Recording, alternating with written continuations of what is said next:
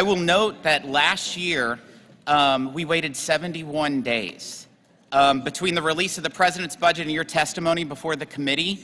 And so I want to commend you for promptly being here the day after the President's budget. I think you're the first Cabinet Secretary that is testifying on behalf of the President's budget, and I want to thank you for that.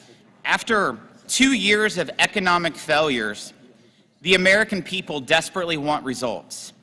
The budget before us today calls for $4.7 trillion in new taxes and $6.9 trillion in new spending during a staggering debt crisis. The American people are struggling. We know because they told us in Yukon, Oklahoma, and in Petersburg, West Virginia, during hearings with this committee. Whether it's Kelly Payne, a fifth-generation rancher from Oklahoma, or Ashley Bachman, a mother of 3 and small business owner in West Virginia, the President's inflation crisis is threatening their livelihoods. The President's budget means more pain, with $1.8 trillion in new taxes on Main Street businesses, many of which still have help wanted signs hanging in their windows because of the Democrat-fueled worker shortage. The $650 billion small business surtax will hit mom-and-pop small businesses, violating President Biden's pledge not to increase taxes on small businesses. The $77 billion increase in the death tax will force family farms and ranches to sell their assets or risk closing their doors. The $37 billion in new taxes on American-made energy will kill jobs, raise prices, and make us more dependent on foreign countries for our energy needs. And President Biden's global tax surrender to foreign governments will make it better to be a foreign worker or business than an American one. It's a tax deal only China would love. Working Americans are scratching their heads over how you'll enforce these taxes too. But I think your budget answers that question too. Democrats handed the IRS an $80 billion raise last year. Taxpayers are now asked in this budget to hand the IRS another $43.2 billion. I have to ask, is that a joke? After a 2-year inflation crisis that has cost American workers more than 2 months of pay, families need every penny they can get. But they can't even get their own refunds back because of the historic backlog at the IRS. And they can't get through to a human at the agency because of the terrible customer service. The IRS needs to address its trust gap. When ProPublica announced it had obtained a vast trove of confidential and private taxpayer information, the American people was rightly worried. What was stolen? What was stolen? Is their information safe? To this day, Treasury has provided no public answers. What they do have is Treasury's commitment to inject woke, racial, and climate politics in our monetary policy and our tax code. The Treasury Department is woefully falling short in fulfilling its core mission. I hope that our discussion today covers these topics and more in a productive way than we are finally able to get answers to the questions the American people have been demanding. I'm pleased to recognize Ranking Member from Massachusetts, Mr. Neal, for his opening statement. Thank you, Mr. Chairman. We want to welcome the Secretary this morning to the Ways and Means Committee. As is always the case, it's an honor to have the Treasury Secretary here.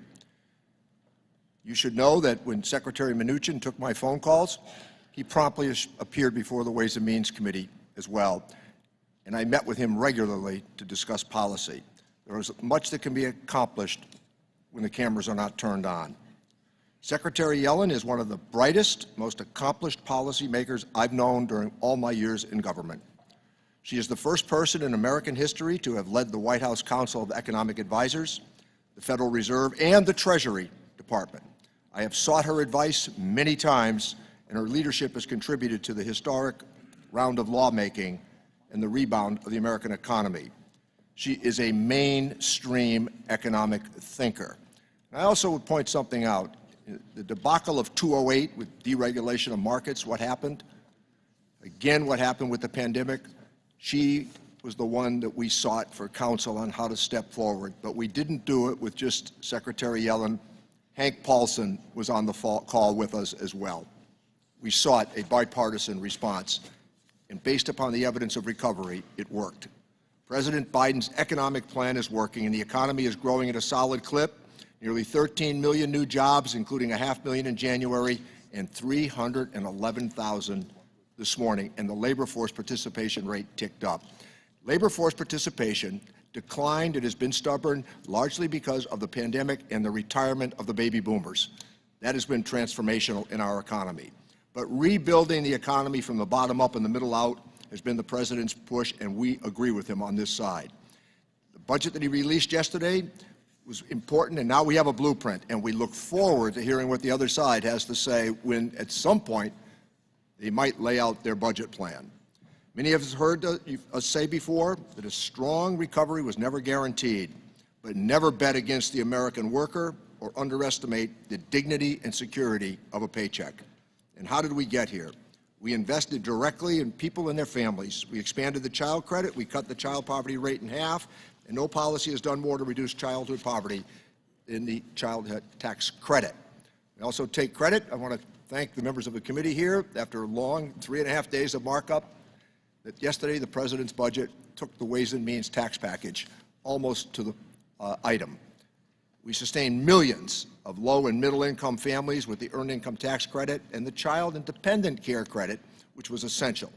The American Rescue Plan permanently increased the federal child care investment. It enabled workers to re-enter the workforce, and it helped to give parents peace of mind. Our work to encourage clean energy is also spurring growth for small businesses and for workers and their families across the country. And I want to say that publicly and privately in Oklahoma, that position that we adopted with the Inflation Reduction Act in conversations I had there was pretty well received. When coupled with the bipartisan infrastructure law and the tax credits championed by Ways and Means Democrats in the IRA, the clean energy economy is accelerating and millions of green jobs are now on the horizon. I look forward to working with the administration to implement the IRA as text in Congress intended. This was a monumental achievement. While free trade agreements are a purview of Congress, I stand ready to partner with durable and enforceable policies that fulfill the objectives of the IRA. Our multi-year investment in the Internal Revenue Service is making great headway already in ushering in new service for American taxpayers. The IRS was severely underfunded, and now, with the infusion of Democratic support, 99.7% of the returns are being processed, and more Americans are getting their service that they deserve. We are pleased that Commissioner Werfel is in place. Contrast that between our achievements and extremism, it is clear. Yesterday, we marked up legislation signaling the intent of our government to default. You know better than anyone, prioritizing debt is not an option. We are here today, Madam Secretary, to welcome you and thank you for your great gift to America, your sheer competence. Today's sole witness is United States Treasury Secretary Janet Yellen. The committee has received your written statement, and it will be made part of the formal hearing record. You have 5 minutes to deliver your oral remarks. Secretary Yellen, you may begin when you're ready. Chairman Smith, Ranking Member Neal, and members of the committee, thank you for inviting me to discuss the administration's fiscal year 2024 budget. The President's proposals prioritize growth-enhancing investments that will build on the economic progress we've made, along with significant tax reforms that will substantially reduce the deficit, improve our long-run fiscal outlook, and reduce fiscal risks. Over the past 2 years, the United States has experienced an historic economic recovery. In January 2021, our country was in the middle of an economic calamity triggered by the coronavirus pandemic. But Congress and the President took decisive action through the American Rescue Plan and our vaccination campaign. This January, 2 years after the president took office, we reached the lowest unemployment rate in over 50 years. We've seen the strongest 2 years of business creation in history, and real U.S. GDP per capita is at an all-time high. Now our task is to navigate our economy's transition from rapid recovery to sustainable growth. Our administration's top economic priority remains bringing down inflation. We've seen some moderation in headline inflation, but more work needs to be done. Our administration will continue to build on the actions we've taken to expand supply and provide cost relief in areas like energy and health care. These actions have made a meaningful difference for American families. With your partnership, we've also laid a foundation for long-term economic growth through an approach that I call modern supply-side economics. This approach seeks to boost the economy's productive capacity by expanding the workforce and increasing productivity. In just the past 2 years alone, Congress passed 3 transformational laws: a generational investment in infrastructure, an historic expansion of American semiconductor manufacturing, and the largest investment in clean energy in our nation's history. A strategic priority for our administration this year is to work with you to effectively implement these laws.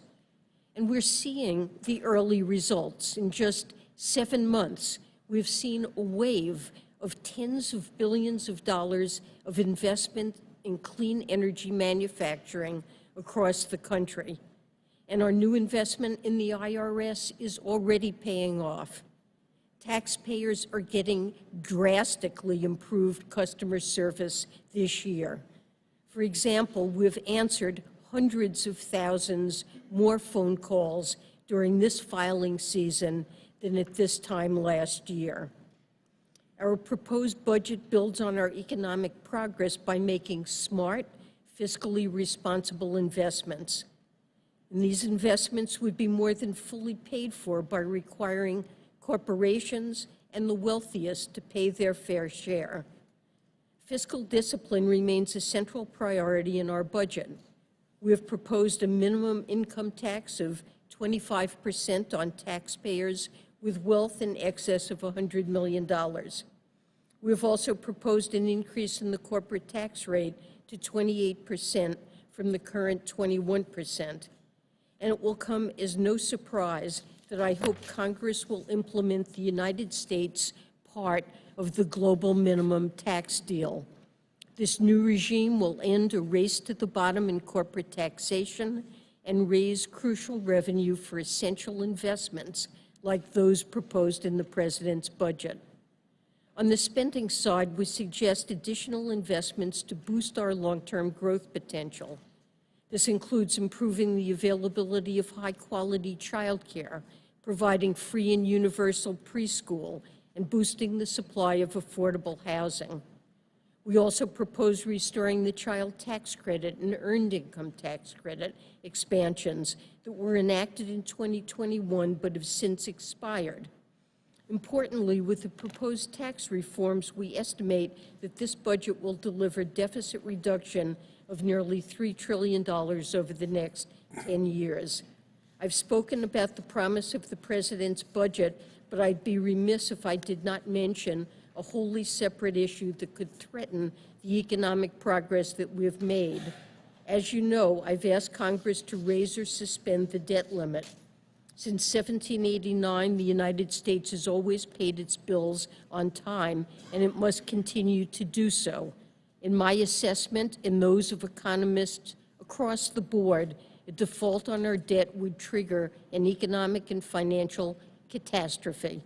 I urge all members of Congress to come together to address the debt limit without conditions and without waiting until the last minute. Thank you, and I look forward to taking your questions. Thank you, Madam Secretary, for your testimony. Without objection, each member will be recognized for 3.5 minutes to accommodate the Treasury Secretary's time. As always, we have to ensure that all members have an opportunity to ask questions of the Secretary. We'll now proceed to questions and answers session, and I'll begin with it first. Yesterday, Secretary, I sent you a letter asking that you provide this committee with legislative language that would accomplish the $4.7 trillion in tax increases contained in your budget proposal within 30 days.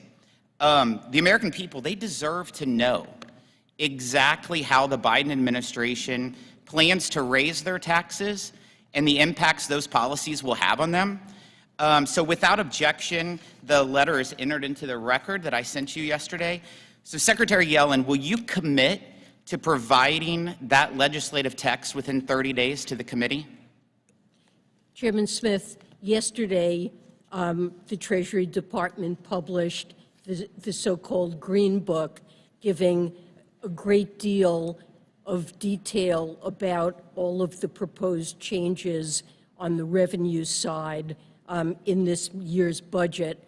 And I believe that provides the detail that is necessary to consider these proposals. The Treasury Department always stands ready to work with this committee and members of Congress on tax legislation as you consider it. And of course, we stand ready to do that. Yeah, I've looked at the Green Book, and we appreciate you all giving it to us yesterday afternoon. It does not provide the legislative text of the tax proposals of $4.7 trillion that your budget calls for. And so what we were asking for the legislative text, so you're not going to send us the legislative text in 30 days? I don't believe that has ever been done. I was just Congress asking, but if... Okay. As I say, we stand ready to work with you as you consider particular proposals, and we'll certainly look at legislative language and give you our feedback. But if you will present the legislative text to us on your $4.7 trillion in tax proposals, we'd be happy to look at that. And we hope that since that's in your budget, you'll ask that. Last year, Democrats in Congress rammed through $80 billion in mandatory funding for the IRS after your department asked for it in conjunction with the president's first budget proposal. Your plan called for the IRS to monitor nearly every American bank account, to hire 87,000 new employees, and to audit over 1 million more Americans each year, with the majority falling on working-class Americans. The IRS still hasn't given me the plan for the $80 billion and how that $80 billion will be spent, even though we have sent several letters. We've spoken on the phone about that. But that can't be right, Secretary Yellen, that you all don't have a plan yet. Your budget request that was submitted yesterday asked for $14.1 billion in annual appropriations for fiscal year 2024. But that's not all, Secretary.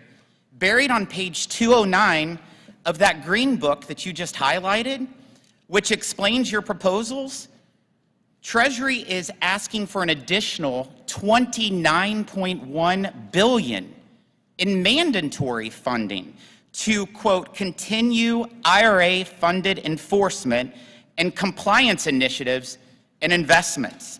None of that money is dedicated to customer service or IT modernization. Obviously, you all have a plan. You're already funding enforcement and compliance initiatives that have not been disclosed to Congress and the American public. You already got $80 billion for the IRS. Now you want $43.2 billion more, all without explaining what will be done with the first $80 billion. The American people, they deserve to know how their hard-earned tax dollars are being spent and the impact that a supercharged IRS will have on them.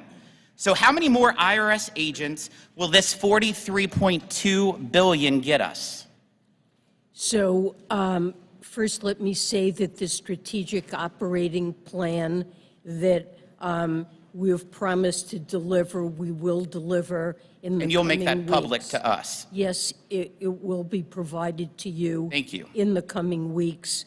And already we've taken very important steps to improve customer service. The IRS has hired 5,000 additional customer service representatives. I promised that the average level of service in answering taxpayer inquiries this tax season would rise to 85%.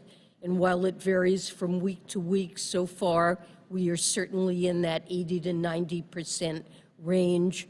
Tax assistance centers are up and operating. Ones that had been closed due to lack of resources are in the process of being reopened.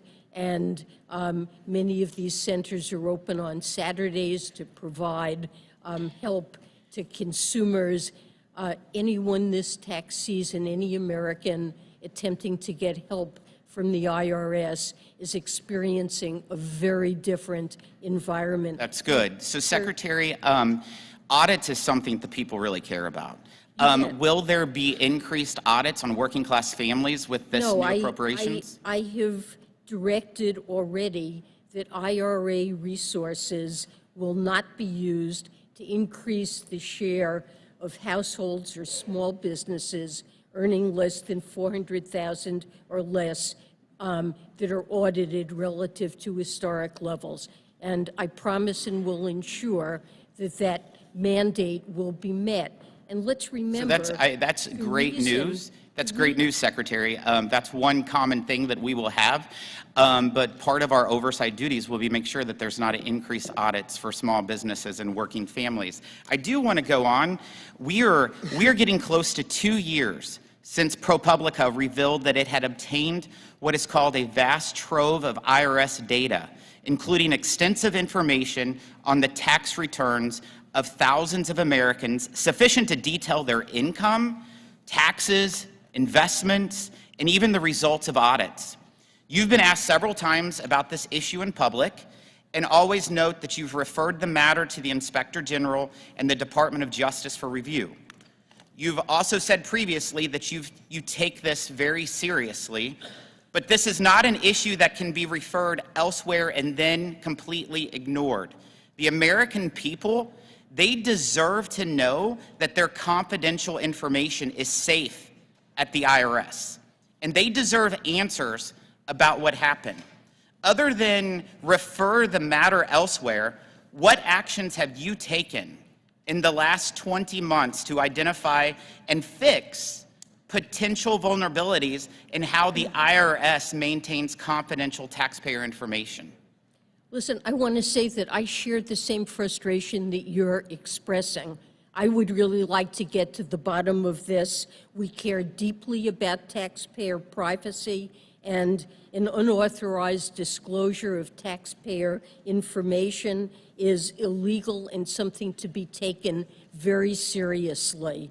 I'm frustrated because we have taken the actions that are appropriate, namely to refer this matter to the appropriate independent investigators, and that includes Treasury's Office of Inspector General, the Treasury Inspector General for Tax Administration, and the Department of Justice. All of these agencies conduct their investigations independently, and according to timelines they determine are necessary and appropriate for a complete investigation. I am waiting to see, just as you are, what the outcome of those investigations So you've done no are. internal audits within Treasury yourself to see if there might have been any kind of leak or any kind of vulnerabilities in protecting taxpayers' confidential information? These are the agencies that are independent, and So you're letting them do it? That's what is appropriate Okay, in this thank you, Madam situation. Secretary.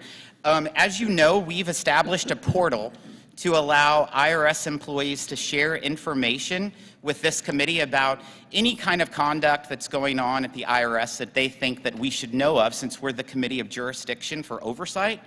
I sent a letter to the IRS and asked that it be shared with all IRS employees. the agency has thus far refused to do so. That is completely unacceptable. IRS employees should know the options they have to report wrongdoing to Congress that they may witness at work. This is a simple issue. It's about basic transparency and accountability. Will you commit to sharing information about our IRS whistleblower portal with IRS employees? Well, I want to say that we have very strong whistleblower No, that's what I've heard, but would you, protections. my question is will you share our whistleblower with the IRS employees, yes or no? I think what is important is that IRS employees know what their full set Exactly, of so- options are, and they certainly can report to this committee. They can report to other committees. But will of you share Congress. this whistleblower information to your IRS employees, yes or no? I will make sure that they have the appropriate information, that they know what their obligations are and their full set of obligations and full set So of does that include this whistleblower possibilities are. hotline? Does that include this whistleblower hotline, that's something you'll share with them? I will make sure that they know all of the options that they have. Does that include If this they- whistleblower hotline? It includes this committee, certainly. In this whistleblower hotline? It's yes or no. We'll make sure that they are aware. I hope that you of their- do for the sake of the American public and for the sake of your IRS employees. On February 16th of this year, President Biden issued an executive order on advancing racial equity through the federal government. That was on February 16th. Treasury Department officials have repeatedly said they want to design tax compliance around racial equity. These statements create the implication that the IRS should take into consideration race and gender in how it manages tax compliance and decides who to audit. But tax returns do not ask taxpayers to identify themselves by race. So the IRS doesn't even have the data on race. That's where the president's executive order comes in. The order instructs the federal government to apply an equity focus to several areas, including to, quote, prevent and remedy discrimination, including by protecting the public from various discrimination. It seems clear that this executive order is instructing the IRS to change its process to make audit decisions based on taxpayers' race. Secretary Yellen, do you think there is any circumstance where the IRS should consider a person's race or gender when deciding whether someone should be audited? The IRS doesn't know an individual's race, and we are certainly not proposing that race be reported on tax returns. However, the IRS does need to be careful to ensure that there is fairness in tax administration. And when studies like some that have recently been published suggest that algorithms that the IRS may be using are racially biased in the sense they are much more likely to audit, for example, taxpayers of color rather than others with exactly similar circumstances. It's important for the IRS to become aware of that and to make sure that the procedures that they use are fair. But that certainly does not mean looking at race and deciding to whom to audit.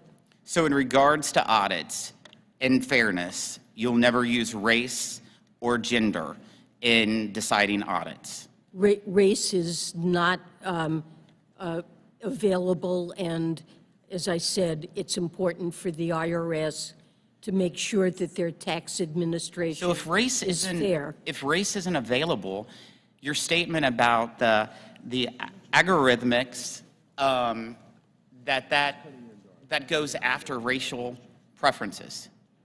Well, the investigators were able to infer that the algorithm had that impact in spite of the fact that they weren't certain what the race was of any particular individual. They used methods to infer that. And this is a more general matter that algorithms are often used. They're sometimes used by those who provide credit. They're not based on race, but it may turn out that they're indirectly and unintentionally using race, and it's important to understand and correct that when it's occurring. Without objection, the President's executive order is entered into the record, and I recognize the gentleman from Massachusetts. So, Madam Secretary, I'm only going to ask you to use your time to explain some of these positions. I know you have to get out of here, but I want to make sure everybody gets a chance to ask a question on both sides this morning. That's really important. I've questioned Treasury secretaries back to Nick Brady. Never did I ever ask a yes or no question, because I know events shift and change every single day, and the people that have had that job have been entirely competent over these years. So could you talk a bit about the child credit and also the 311,000 new jobs that were created this morning? Yes, the child credit.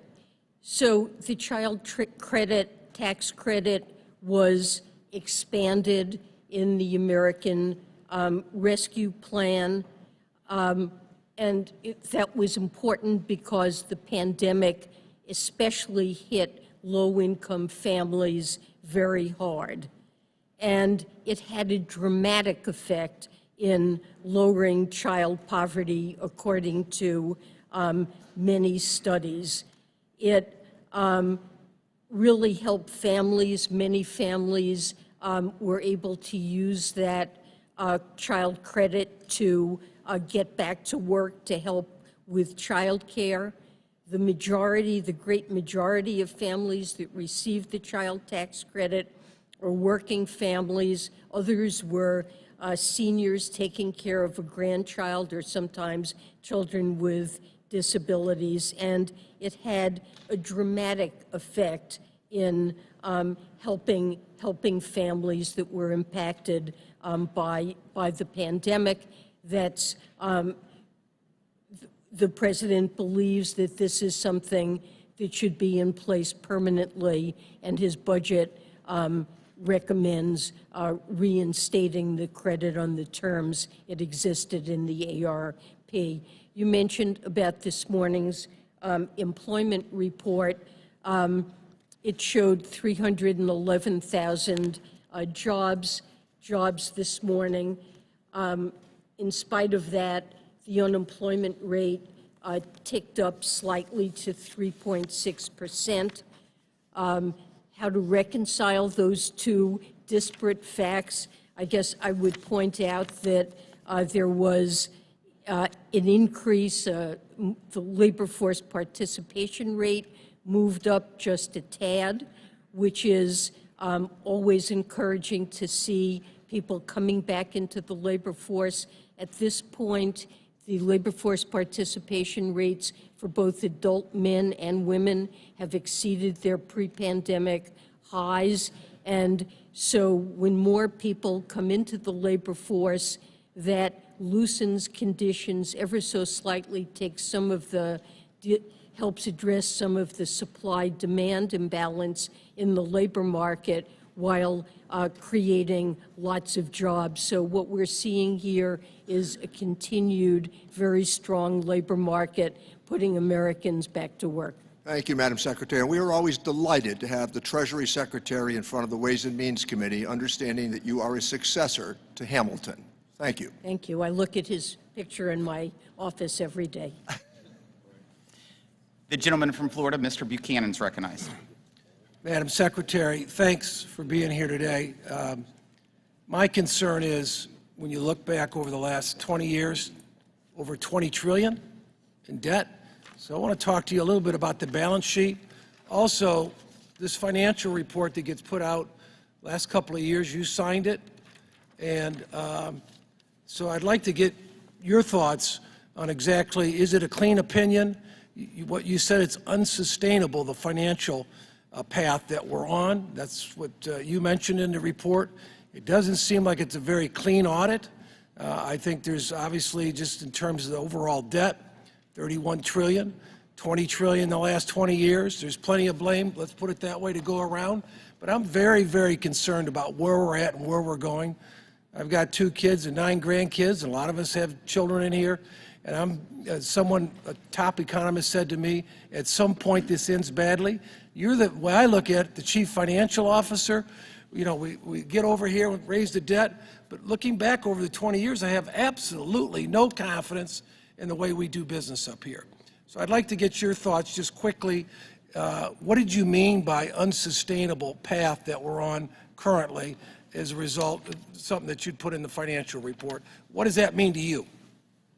Well, a sustainable path is one that keeps in my view, the interest expense on the debt that Americans have to pay. We take in tax revenue. Some of it needs to be devoted to paying interest on outstanding debt. How do you explain 20 trillion? It's critical that it be manageable. Excuse me. How do you explain 20 trillion in 20 years? I mean, we just keep piling up the debt. 100 basis points on 31 trillion is $300 billion a year. I mean, we're kidding ourselves. So if you're at 5–6% thinking about raising rates, you're talking $1 trillion and a half just interest alone. So I think it's a concern. Let me just jump to the second question quickly. Is $1 trillion, they're talking about tax increases on small business. That's the proposed budget in terms of pass-through entities. I'm very concerned. That puts the American dream clearly at risk. So 39.5, you add up the other things, you're probably 46. If you figure in New York, New Jersey, I'm in Florida, Texas, you look a little differently, or California, you're close to 60% for pass-through entities. These are small businesses for the most part, 50 employees or less. And it's obvious to me personally that many of you have never been in business because you'd understand that the cost of capital is not available for a lot of these small businesses, especially in the environment we're in today. A lot of people are concerned. But how do you think about the idea of another $1 trillion on our small business, medium-sized businesses? The president pledged not to raise taxes on any individual or small business earning under $400,000. Well, I'm just saying that if someone's got not a single penny. Let me just finish on this point. If someone's got 100 employees and they make $600–700, the business does, they take out 100, they pay their taxes, and they have a few bucks, they can help their balance sheet. And that's the reality in the small business world. Just because as a small business you make $600 doesn't mean you take that home. You need that money to grow. That's the fuel to grow your business. With that, I yield back. Gentleman from Texas is recognized. Madam Secretary, I admire your courage in going to Ukraine, and I'm glad you're battle-tested for coming here to our committee. Thank you. Let me ask you, I'm hopeful that the Republicans will get to us their budget plan in 30 days, just as they've asked for commitments from you to do things within 30 days. They seem to think that we can continue to deal with our debt problems by removing revenue from our vital public services. And I want to touch on 2 areas that I think the President and you have acted most appropriately to sustain our needs. One of those is for Medicare. They say belatedly now that they won't cut Medicare, but they seem unwilling to make the changes that are necessary to sustain Medicare for our grandchildren as well as for our current seniors.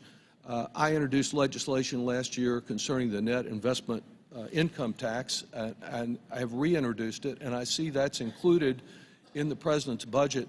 Isn't it correct that the estimates are that about 85% of that increase would be paid by those who earn $1 million or more a year, and that none of the tax burden would be on those below $400,000? That's correct, and the proposal wouldn't raise it on anyone making under $400,000, and the revenue would be devoted to Medicare, to shoring up the hospital trust fund. And the president, I believe, has a plan to extend it even beyond 2040, just closing the loophole and correcting the mistake that was made about the net investment income would extend Medicare solvency to 2040. So if people really believe in Medicare, they'll be willing to take the steps to ensure it's there. And of course, the second one, and it mystifies me at the creativity of our Republican colleagues in coming up for excuses to defend multinationals for not paying their fair share for our national security, though they benefit from it perhaps more than any other group in our society. So I admire your leadership on the global minimum tax. This newest excuse we've heard this morning is that it's going to all help China. They helped China yesterday with their China Bond First program, but tell me about why it is an error to claim that China will somehow benefit from stopping the race to the bottom. China will not benefit at all from this. China will be forced to raise their minimum tax on their multinationals up to the level of 15% on a country-by-country basis. And China has signed on to the agreement, but if for any reason China failed to enact this tax and put it in place, there is an enforcement mechanism built into this agreement by which the United States or other countries in which Chinese firms do business, where they have subsidiaries doing business, we would impose a top-up tax on Chinese corporations operating in the United States or in Europe, where they've already put the tax into place. So if China doesn't tax these firms, their multinationals, we will do it and we'll keep the tax revenue. But one way or another, we will level the playing field so Chinese firms are on the same footing as our multinationals. Thank you for your leadership. Thank you. Gentleman from Nebraska is recognized. Thank you, Secretary Yellen. Our time is short here, so I'll try to be quick in answering some very concise questions. We have serious concerns about the impact that the $80 billion that the IRS is receiving and its impact on families and small businesses. There are concerns about the funding stemming from the fact that we're working from disparate statements from the administration. So I'm glad you're here to help clarify. 2021, the Treasury released an analysis right here that states $80 billion in additional IRS funding would be used to increase the total headcount at IRS compared to 2021 by almost 87,000 employees over the next decade. Is that accurate? Is that correct? The vast majority of those hires are to replace attrition, people who would be retiring. So, okay, so the attrition is about 12,000 personnel over the last 10 years. Over 10 years, it's much larger than that. Okay, the record reflects that the headcount decreased by 12,000 over the last decade. So that would leave us at 75,000 new personnel at IRS. So I just want the record to reflect that. Now, regarding the audits, and the chairman talked a bit about this, there's been confusion about the meaning of the directive that you cited in the letter last August and then repeated here today. So are you talking about the total number of audits, or are you talking about the proportion of audits on families and small businesses under $400,000?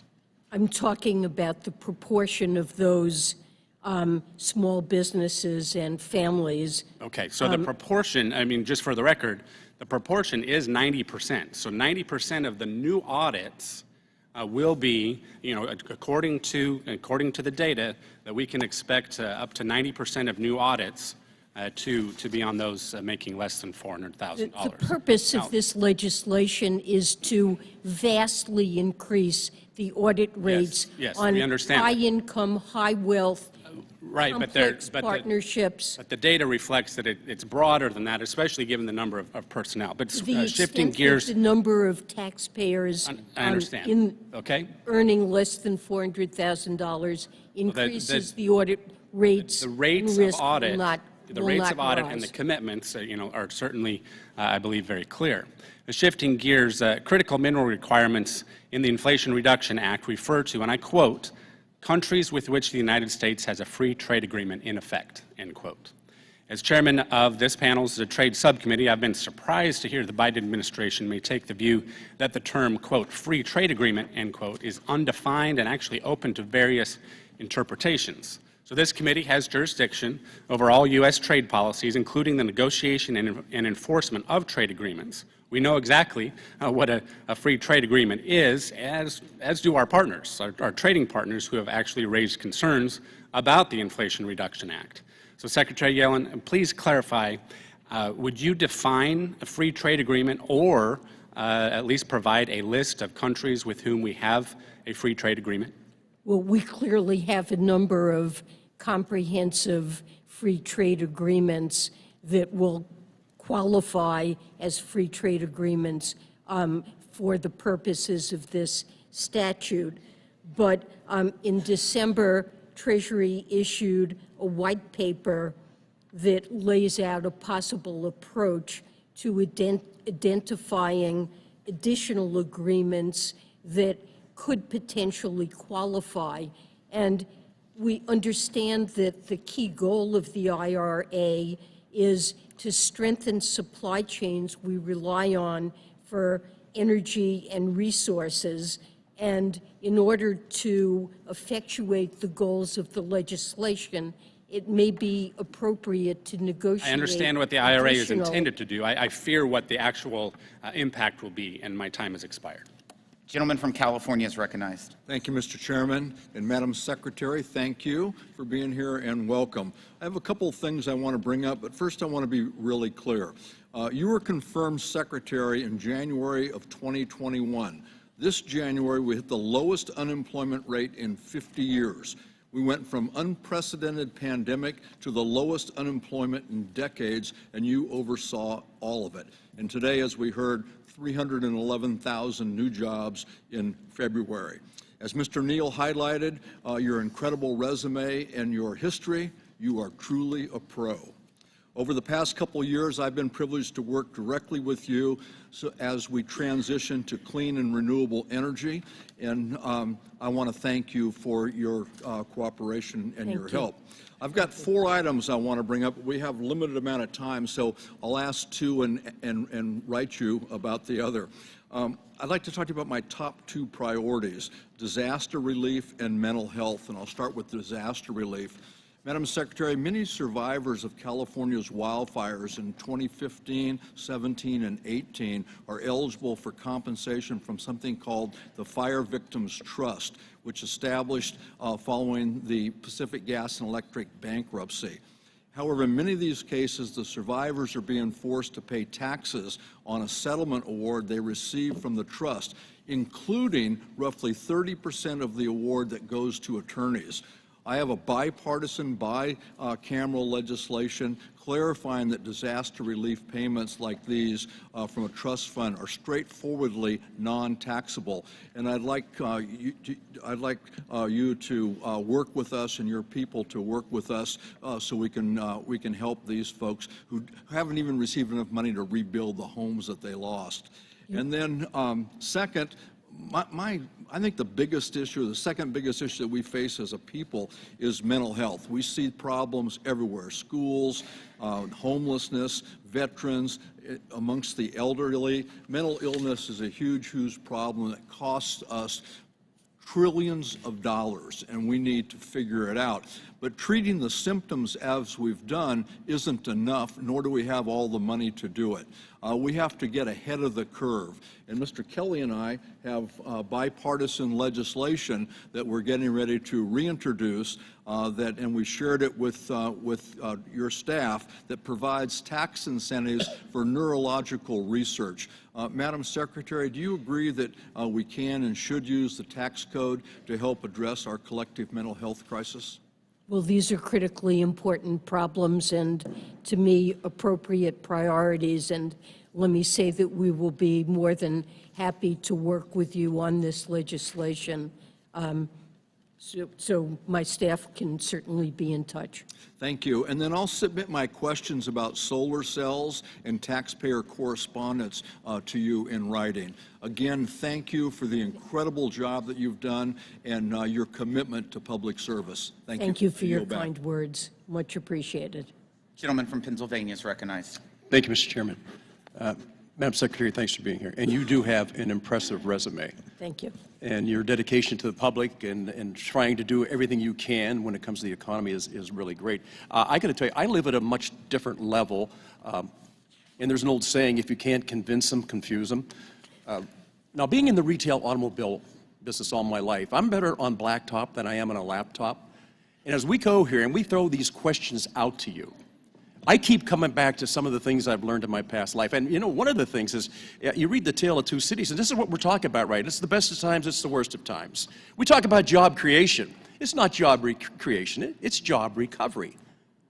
And I heard this not in the Trump administration, but the previous administration. We used to talk about how many jobs we created, and what it really was is we were just getting people back to work that were no longer working, and some of the decisions we've made made it more valuable for people to stay at home than go to work. And it wasn't that people were lazy, it's just that they weren't stupid.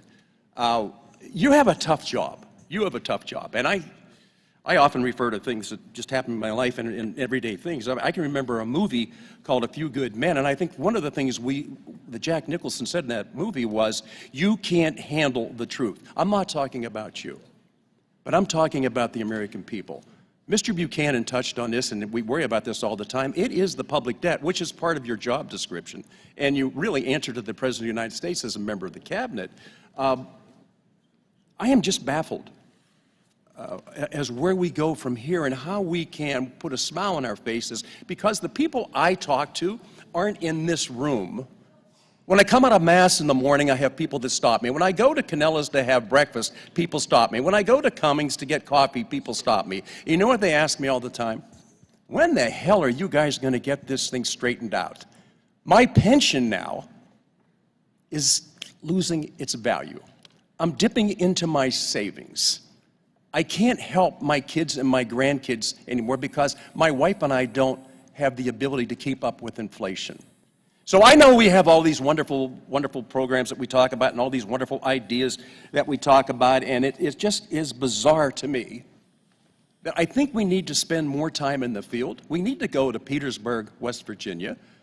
We need to go to Oklahoma, and we need to talk to people who really service the debt. And that is our hardworking American taxpayers. I think all of us, while we have questions of you, I got to tell you, I don't know that I would want your job. I don't know that I want to be there and wondering where the slap is going to come from next. But you do one heck of a job.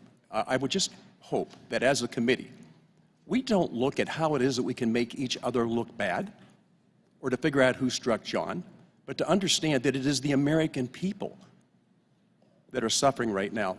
This idea of not looking into ProPublica, and I understand what you said, is somebody else's thing, and I got to tell you, I got 10 grandchildren, so this reminds me of Humpty Dumpty. Humpty Dumpty sat in a wall. Humpty Dumpty had a great fall. All the king's horses and all the king's men couldn't put Humpty Dumpty back together again. So you just outlined for us the number of offices, the number of people we have to get to a simple answer is who the hell put the information out there? How did they get this information? And the longer we stay away from an answer, the faith, the trust, and the confidence of the American people in this institution is withering and dying on the vine. I would just suggest to all of us, I don't give a shit if you wear a red hat or a blue hat. Wear something that's red, white, and blue, and look at how it is that you represent back home. Because I love sitting here and listening to all the testimony. What I have a hard time is when I go back home and saying, we're working on it. We just don't know who's going to answer the question for you. Thank you so much. I appreciate you being here. Your patience and your dedication to this country is phenomenal. Thank you, ma'am. Gentleman from Connecticut's recognized. Thank you, Mr. Chairman. Thank you, Madam Secretary, for being here. And thank you also for being part of an administration that actually did leave the country with a surplus. Mr. Neal yesterday very eloquently went through that process. So I think the American people and even our colleagues over here on this side of the aisle, we point with great pride your example, your leadership that you have demonstrated, including Thank you. the 12 million new jobs that have been created in just the past 2 years. I also wanted to, because there's a lot of talk about fairness and debt, et cetera, and I am now the ranking member of the Social Security Subcommittee, and Social Security, as you know, is the nation's #1 anti-poverty program for the elderly, and hopefully we get the child tax credit back, but absent that, it's the #1 anti-poverty program for children as well. I commend the President for his budget that increases the opportunity and makes Medicare more solvent and also strengthens Social Security. And it does so actually by paying for it.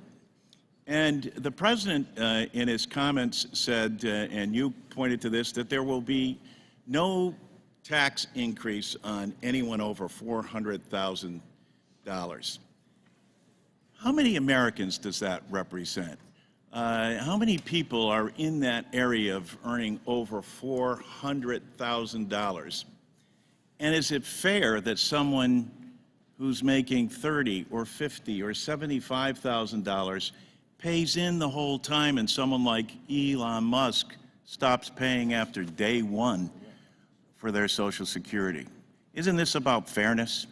I think it is about fairness, and I think hardworking Americans who have counted on Social Security and paid into it their entire lives and dependent on it as their major source of income in retirement, I think we need to make sure that it's there for them and that we look for additional revenue to Americans with very high incomes, many of whom in total pay less taxes than a teacher or a firefighter.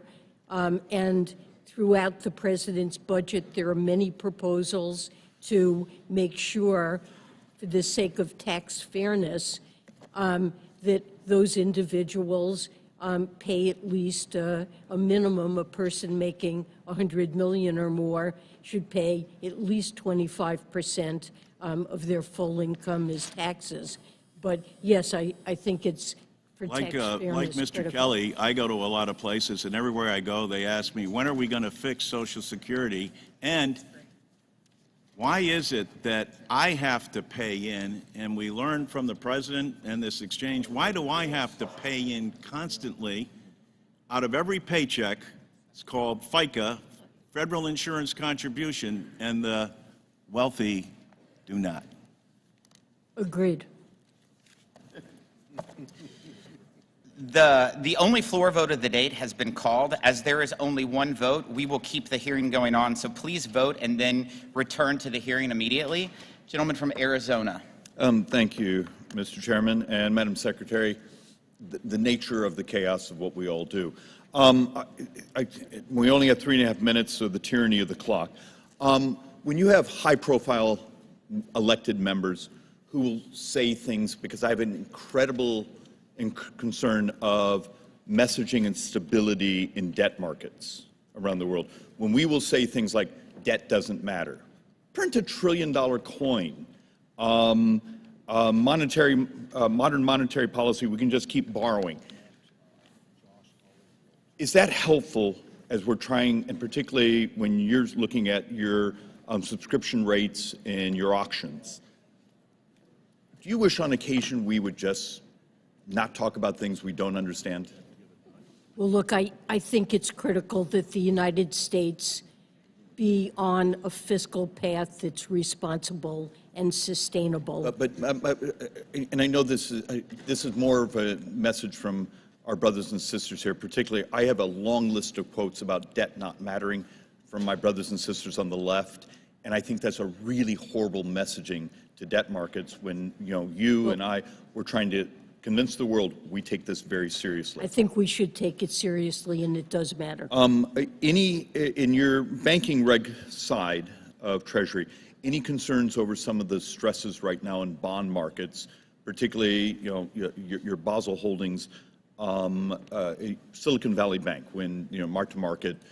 Are you picking up any data that we should be at least cognizant of? Well, I will just say, you mentioned Silicon Valley Bank.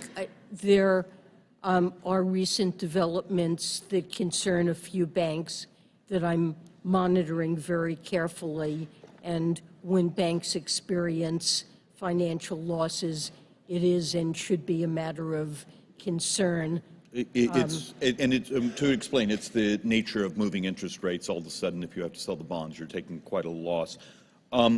In the budget, Madam Secretary, you have a little bit less than $5 trillion of new taxes over the 10 years. Do you have the wherewithal to model that, to say, okay, here's our tax regime, and here's its economic effect on GDP growth? Were you able to do modeling documents? Well, we don't have a gigantic model that shows what the total impact would be on the economy, but we've certainly considered the economic impact in the case of all of the policies that we've proposed. Look, I spent part of my evening, that's why I'm glassy-eyed, trying to read through. I was looking for saying, okay, we're going to raise this much taxes, and we believe it has this much impairment on GDP growth over the 10. If one of your staffers ever could send me a document, I'd love to look at your math. And there are studies, and it is something that we've tried to evaluate in putting forward proposals. Last thing, your capital gains tax would go up to what for very high earners? It would go up to the same rate as the tax on regular income. Okay, so it matched regular income, though for high-income individuals. Madam Secretary, but in the current environment, capital gains are substantially affected by inflation. So we would be taxing non-actual gains. We would be taxing inflated gains, inflation gains, not actual appreciation. Should we actually do an adjustment for inflation on those capital gains taxes? It's something certainly to consider. I mean, our tax code is in general not inflation neutral, and you know, this is an area that maybe requires some Thank thought. you, Madam Secretary, and thank you for your patience, Mr. Chairman. Thank you, Representative. Gentleman from Oregon. Thank you, Mr. Chairman. And thank you, Madam Secretary, for being here. When I consider the tone with which you were greeted, I'm amazed that you are willing to come back, and your patience. It's not just your resume, it's your performance. You have one of the most difficult jobs in America, and every American has a stake in your success. Thank you. Yesterday's action by this committee, coming up with this fantasy that somehow the IRS can prioritize 1.28 billion payments a year to try and sidestep our responsibility to raise the debt limit. I apologize for that. It continues a trend that my Republican friends have had for years in terms of making the IRS job more difficult, fewer people, and more complex returns. I'm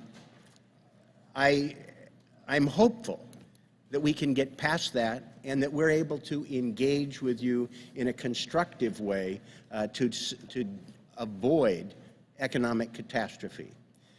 I do have one modest area of disagreement, and I must agree with my dear friend Chairman Smith about some of the suggestions that we can sidestep working with Congress and redefine agreements as FTAs. None of us think that satisfies the condition. I've worked with 5 presidents on trade issues, and when we do not have a good, constructive working relationship and Congress playing its role, it doesn't end well. And I would just refer the trade promotion, the TPP, as an example where it was harder, and we're still bearing the circumstances. I apologize for any suggestion that I may have made that Congress doesn't have an appropriate role. But in terms of redefining what a what the terms are going to be, it's in effect sidestepping us. I hope that I think you will. we have been in close touch with this committee. Yes, I My understand staff that, have but been. But it's different than treating our statutory and constitutional responsibilities. I would just hope that you would commit to work with me and Chairman Smith as we move forward in a way that's fully consistent with the true definition of a free trade agreement and the spirit of cooperation in terms of trying to get us on the same wavelength. I think your objectives are ones that I probably agree with, but process matters, and in terms of being able to make sure that the various stakeholders, some of whom don't have the confidence in terms of the path that you're taking, I think working together we can raise that confidence, we can work together to get the desired objectives, and I hope that you would commit to working with us in not just the spirit but the letter of what free trade agreements are. I will make that commitment, and I agree with you that collaboration and consultation is critically important. We're committed to it. Thank you. I look forward to working with you and your team, who are doing a great job in trying to figure out how to implement the things that Chairman Thompson and I embedded in the tax code that has a challenge for you, but we appreciate the work. We're working very hard to implement the green credits and IRA and all of the IRA provisions. It's much appreciated. Thank you. Thank you.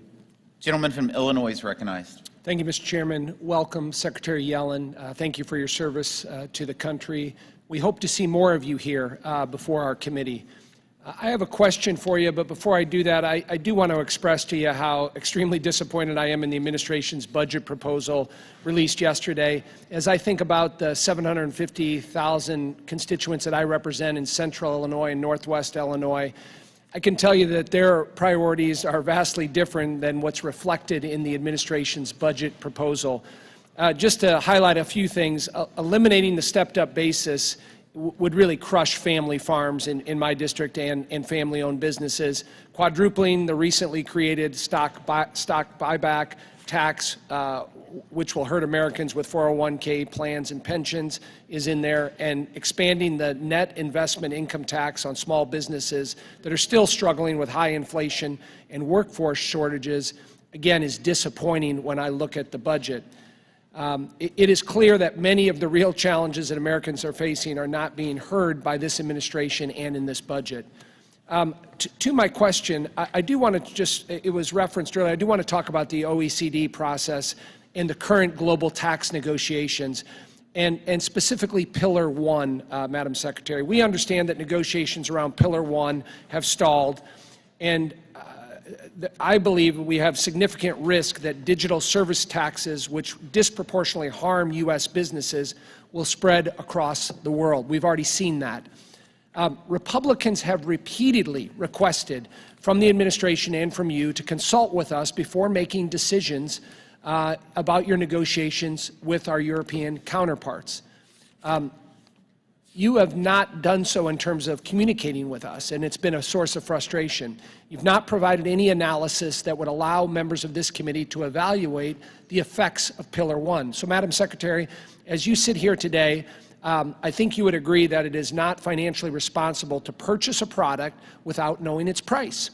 And that's the real core here. So when can Congress expect to see this analysis so that we know what we are actually being sold here? So let me say that we have consulted and with this committee and with staff on a regular basis about these global negotiations. So we are keeping staff of this committee, our staff is keeping committee staff well informed. Well, reclaiming my time on just on that point, Madam Secretary, we are looking for an analysis. I would love to have, if you have an analysis here today, you can supply us. Let me respond on that point. What we've said is that we stand to gain substantially in Pillar 1 because we're a very large market jurisdiction, and that means that we will get increased taxing power. However, there are also provisions on which we will lose, and it's a very fine balance. Zero is certainly a possibility with respect to revenue, and there remain significant disagreements in the Pillar 1 negotiations.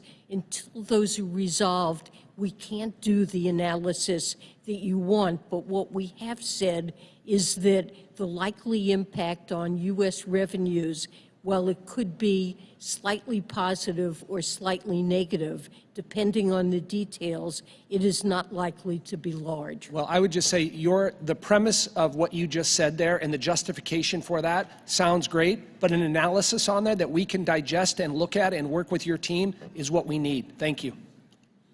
Thank you, gentlemen. The gentleman from New Jersey, Mr. Pasquarello. Thank you, Mr. Chairman.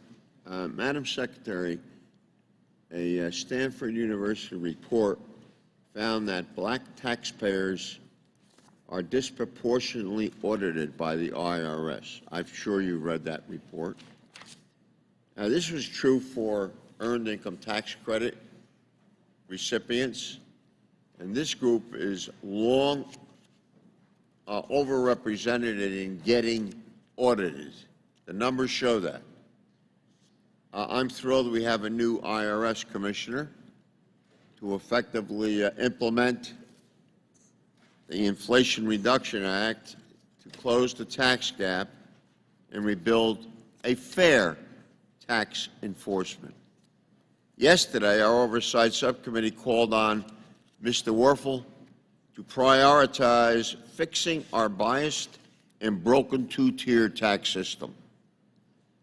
Madam Secretary, will you commit to addressing racial disparities in audit selection? Yes, absolutely, we will. We need a tax system that operates fairly. And as you noted, our new IRS commissioner has promised to report back to Congress on this matter very promptly. Will you ensure the IRS uses Inflation Reduction Act funds to stop disproportionately auditing EITC recipients and focus on auditing other folks in the system as well? The focus of the funds in the IRA is intended to be high income, high wealth, complex partnerships, corporations where audit rates have fallen to extremely low levels, and where most of the revenue that constitutes the tax gap, we know that's where it lies. That is the focus on enforcement. But on the EITC, there are high rates of improper payments, partly because there are firms that improperly file for EITC for low-income individuals, and we do need to attend to that. So it's not the fault of individuals, but there is an issue there that we need to continue to focus on, maybe through education and outreach. You've provided tremendous service to our country. Thank you. Mr. Chairman, I want to bring to your attention the fact that there is a member of the cabinet sitting before us who admits mistakes once in a while. I've never met a cabinet member that made a mistake, so I say that with due respect. Thank you. And I think that's refreshing, and I think that helps bring us together more than anything else. Anything else. I'm serious. And I'm happy to do work with you, and you've done a great job. Thank you so much. Much appreciated. I'd like to thank the gentleman from New Jersey. Now recognize the gentleman from Ohio, Mr. Winster. Thank you. Mr. Pasquarello, I'd like to agree that honesty really does help, no matter what we're dealing with. Anyway, thank you, Madam Secretary, for being here. The Tax Cuts and Jobs Act verifiably led to more American jobs, historically low unemployment, stable revenues, higher wages, and COVID hit. And one of the things that COVID revealed to us was the vulnerability of our supply chain and how it's a national security risk, it's a national health risk. Just look at where we get our pharmaceuticals from. It's China. We can't do it ourselves. We're trying to come back from that. So my question is, how does raising corporate tax rate to a higher level than the People's Republic of China, for that matter, almost any other country in the world, how can that make America more competitive and solve our supply chain problem?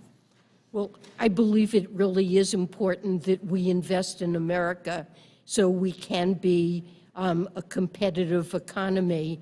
And you mentioned the importance of tax rules to private investment in equipment and software.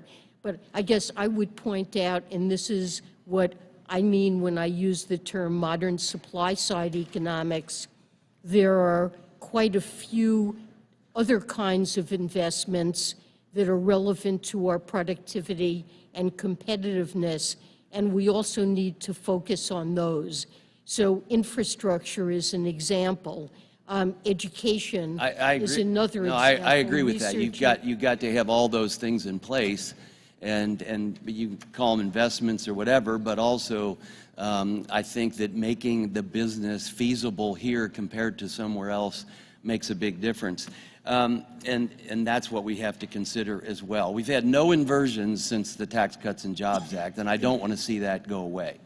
But also, we talk about lowest unemployment now, and it's so low, but the NFIB says half of their small businesses have help wanted signs out. Virtually every business I go to now, small employer, large employer, they said, what's your biggest problem? It's getting workers. Agreed. Okay, so could you explain, not only for me, because I think I have a good idea, but explain to the American people and explain to these businesses why, with such low unemployment, they don't have employees. Well, I mean, that's partly what the problem is that the demand for workers in this economy. Where'd they go? They had the workers before COVID. Well, the COVID pandemic accelerated retirements. We have seen labor force participation for both adult men and women rise above previous levels. And the president's budget focuses on providing households the child care and other support they need to work. And I think it's really important to boost labor's supply. And the president's budget is focused. So my point is, it's not completely honest if we just say, hey, unemployment's low. Well, yeah, but it's still a problem to get employees, so we can't pretend there's a rosy picture. We've got to address all these other issues. It is a problem that many businesses, most businesses, face and are trying to deal with. Thank you. I yield back. Appreciate it. Gentleman from Illinois is recognized. Thank you, Mr. Chairman. Thank you, Madam Secretary. And I thank President Biden for prioritizing policies that would provide meaningful relief to Americans, both young and old.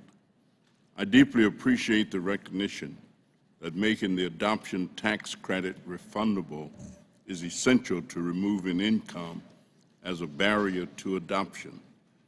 I thank the President for advancing an even greater child tax credit to lift even more children out of poverty.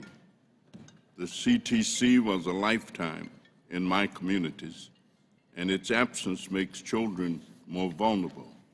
I also want to thank you for prioritizing the improvements to the Earned Income Tax Credit that I have long championed in my responsible fatherhood legislation, and for preserving the protections for foster youth and youth experiencing homelessness. I thank you for permanently ending the taxation of forgiving student debt and for all the other policies that would make our country stronger. I hope that you will consider the importance of direct tax credits for child care and rent as supplements to the strong budget you proposed. As we saw with the modernized child-dependent tax credit in 2021, direct tax credits serve as an essential tool for helping every eligible working parent or cost-burdened renter given the limited availability of other assistance such as vouchers or low-income housing. And finally, like other systems in our country, the seemingly race-neutral tax policies and audit practices have a substantial disproportionate impact on taxpayers of color. So I hope to work with you to identify legislation that would collect key demographic information about taxpayers to better understand racial and gender equity. And I thank you very much. Thank you very much. Do you yield? No, I will yield, of course, for the Secretary. Oh, well, certainly the president supports the child tax credit and earned income tax credit, and would work with you to consider the child independent care credit, which was passed earlier by Congress, but by the House, but isn't in the Green Book proposals, but would certainly look to work with you on that. Well, thank you for all of your accomplishments. It's certainly a strong budget, and we look forward to continuing to work to make it even stronger. Thank you very much, and I yield back. Gentleman from Texas is recognized. Thank you, Mr. Chairman. Thank you, Madam Secretary. I'm the budget chairman, and we will have a budget.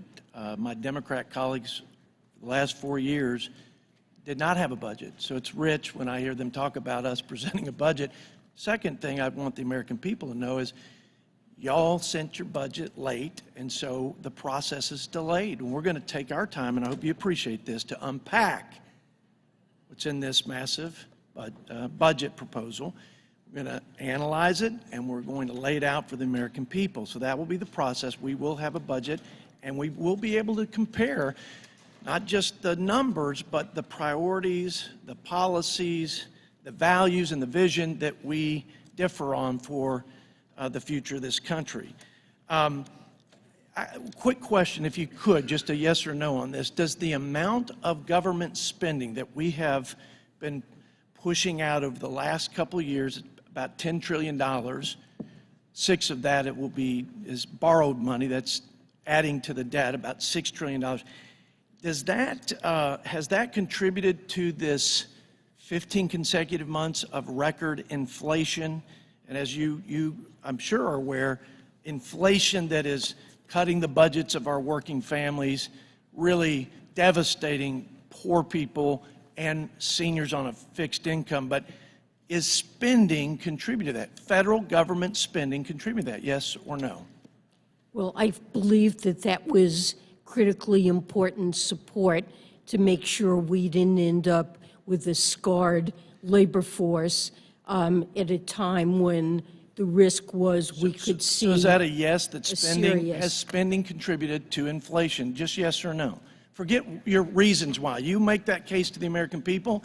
I'll say that the American Rescue Plan that was Democrat supported, no Republicans, jammed through, was more about bailing out union pensions and paying teachers' unions for schools that never opened to our children. We can debate that point. Does spending contribute to inflation? I believe that most of the inflation we've experienced reflects disruptions from the pandemic, the supply side of the economy. Madam Secretary, please, and with all due respect, I ask for a simple answer. The American people know that the spending that has flooded the marketplace has created this gap in supply and demand, and it is punishing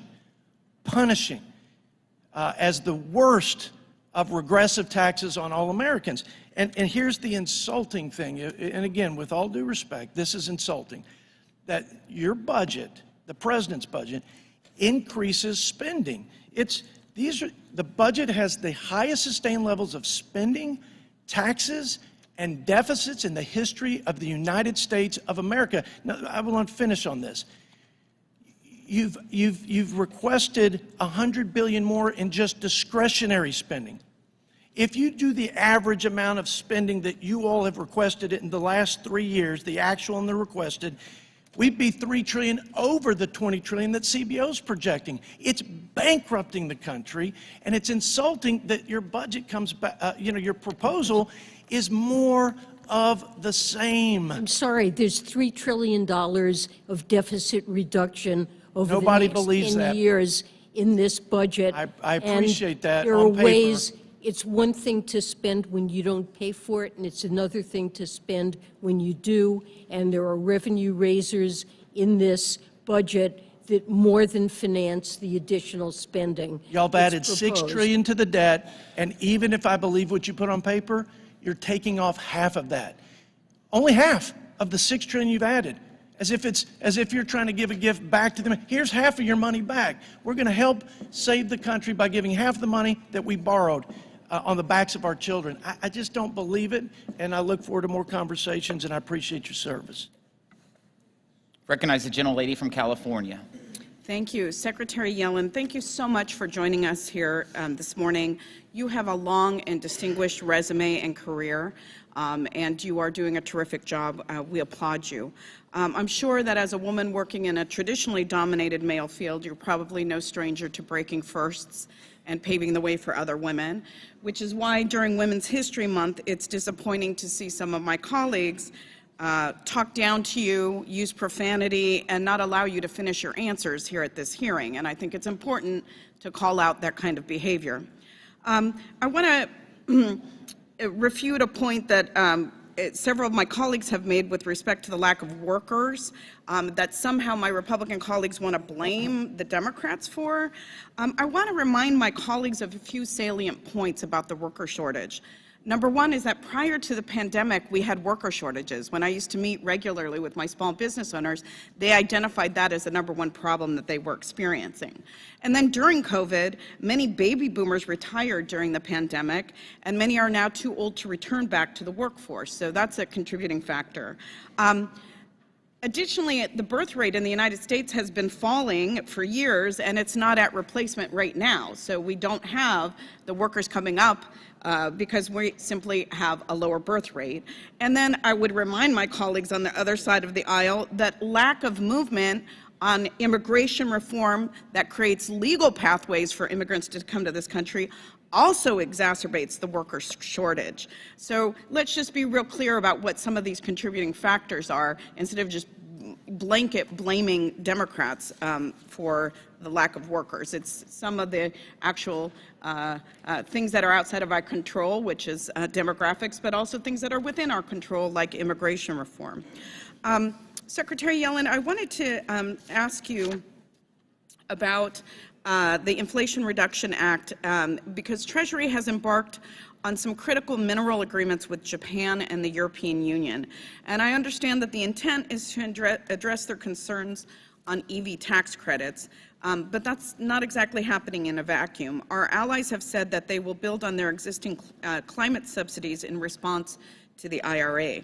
I think that all of us who helped write this law agree that we need to work with our allies on shared climate goals. But I also want to stress that the unprecedented way these agreements were written, with this exercise, we continue to upend the separation of power on trade authorities. These agreements have been written in a manner that gives the Secretary the power to guarantee specific tax cuts with USTR signing off on your behalf. So I want to focus on those agreements and how they'll affect the domestic union supply chains that we're trying to foster as our partners try to expand their investments. Madam Secretary, California is home to one of the largest untapped lithium reserves in the world, which is close to the Salton Sea. And so how may this select buyers club have the potential to undermine investments back home? Well, the Inflation Reduction Act creates very strong incentives to produce, develop minerals for batteries in the United States and to develop their capacity to process those minerals. However, the global demand for these minerals in the years to come will be enormous, and we're highly dependent on China. And so we have seen as one of the goals of the IRA to broadly strengthen supply chains for these critical minerals and their processing. And so the agreements that we're discussing with Japan and with Europe would potentially, if it's possible to form such agreements, permit our close allies to also contribute minerals and their processing that would be eligible for use in electric vehicles that are assembled in North America. But this is going to be a vast and growing market, and there are huge incentives for development of minerals in the United States. I thank you for your answer, and I yield back. Gentleman from Georgia is recognized. Thank you, Mr. Chairman, and thank you, Madam Secretary, for being here today. You know, early on in your remarks, you threw out a term I had not heard called modern supply-side economics. I did a little quick research on that. I believe you're calling a duck a squirrel. That is nothing more than modern monetary theory, and I would suggest that the American people don't go for that. But anyway, that's not really what I wanted to get to. You know, you've got $80 billion for 87,000 new IRS employees. You're asking for another $43 billion, and you know, number one, I don't see where those, you know, where the plan for the previous employees are. Number two, how do we know that these employees won't be looking into the bank accounts of our fellow Americans? Our friends on the other side of the aisle tried to get an IRS surveillance program into the banking system in the last Congress, and we successfully blocked it. But we've had to go so far as to introduce a bill, H.R. 1010, prohibiting IRS Financial Surveillance Act. Can we have your assurances that none of the money that has been appropriated to the IRS will be used to implement a financial surveillance system with the banking system, snooping into the bank accounts of our fellow Americans, unless it is directed by Congress? Yes or no? Do we have your commitment that you won't go around the back of Congress and implement that program?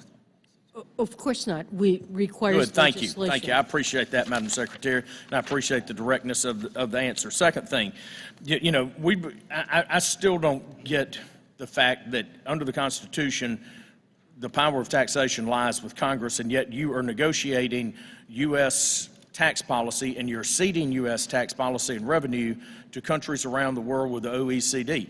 I will tell you, I've said this, and I think I said this the last time you were here. We are about making America the most competitive place in the world to do business, and we should be winning both on the manufacturing side and the export side. We should be importing treasure from around the world to the United States of America. And I don't think that we should give up one dime of our U.S. revenue to foreign countries with this. When we have a debt crisis that is looming, okay, real quickly, can you tell me, will the guilty revenues, if your Pillar 2 is implemented, will those revenues go down here in the U.S.? Well, if the United States implements the guilty tax, which would involve... As a function of Pillar 2, would you see a decrease in tax revenue coming into the U.S. from that? It would be a huge increase in tax revenue okay. if we implement the guilty tax. Okay, Our tax I think that's revenue yet to be determined. Now, clearly rise. one final thing, Madam Secretary. You know, Americans really, over the years of all of the alphabet agencies up here, they tend to fear the letters IRS more than most. And one of the things that we find disturbing is that the IRS has been buying up a tremendous amount of ammunition and firearms over the years. Two things. Number one, can you provide a report to this body that will explain why the IRS has purchased so much 9mm ammunition, and will you commit to not buying a single bullet or a single gun in that agency until you get your customer service right? Look, there Yes or no? Will you look into that? No, I won't, because... Okay, thank you, Madam. My time has expired. Mr. Chairman, I yield back. Thank you. Gentleman from Kansas is recognized.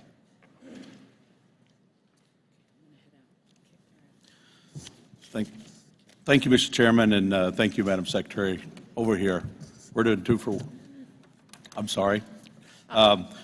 Thank you, Madam Secretary, for joining us today. You know, as we were meeting today, you know, we just got the administration's budget yesterday and tried to dig through the numbers and get an understanding. But, you know, just from top line, over the next 10 years, we're spending $8.2 trillion in spending. We're raising in revenue, or bringing in revenue, $65 trillion, which equates to a corresponding deficit of $17 trillion.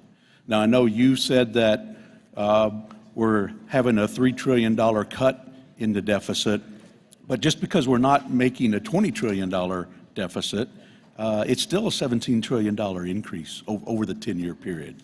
And we talked earlier a little bit about the 15% increase in the department after already getting the $80 billion last year, and with us being in debt, and actually next year, over $1 out of $4 that is being spent in the 2024 suggested budget is borrowed.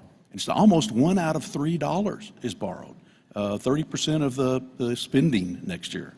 So today I want to focus a little bit and follow up a little bit on my colleague from Georgia who talked about the OECD, and particularly talk a little bit about the OECD Pillar 2 and the impact on the U.S. competitiveness in the world. And what's being negotiated is some radical changes in the international tax system, and we've sent a letter to my office, or there was a letter that you sent back to my office indicating you look forward to working with us to implement this. I can tell you that Congress isn't in favor of this. As several of us have mentioned, we have very main concerns, and Congress doesn't want to implement something that will make America weaker and less competitive. So, you know, last year, the Democrat majority in Congress wouldn't even pass the Pillar 1 or the Pillar 2 and OECD provisions. So have you informed the other countries that we're negotiating with that, you know, it wouldn't pass last year and it's probably not going to pass under a Republican Congress this year? My understanding is that there were members of Congress that did not want the United States to go first in implementing a 15% minimum tax country by country. We already have a 10.5% GILTI, or minimum tax on earnings of American multinationals abroad.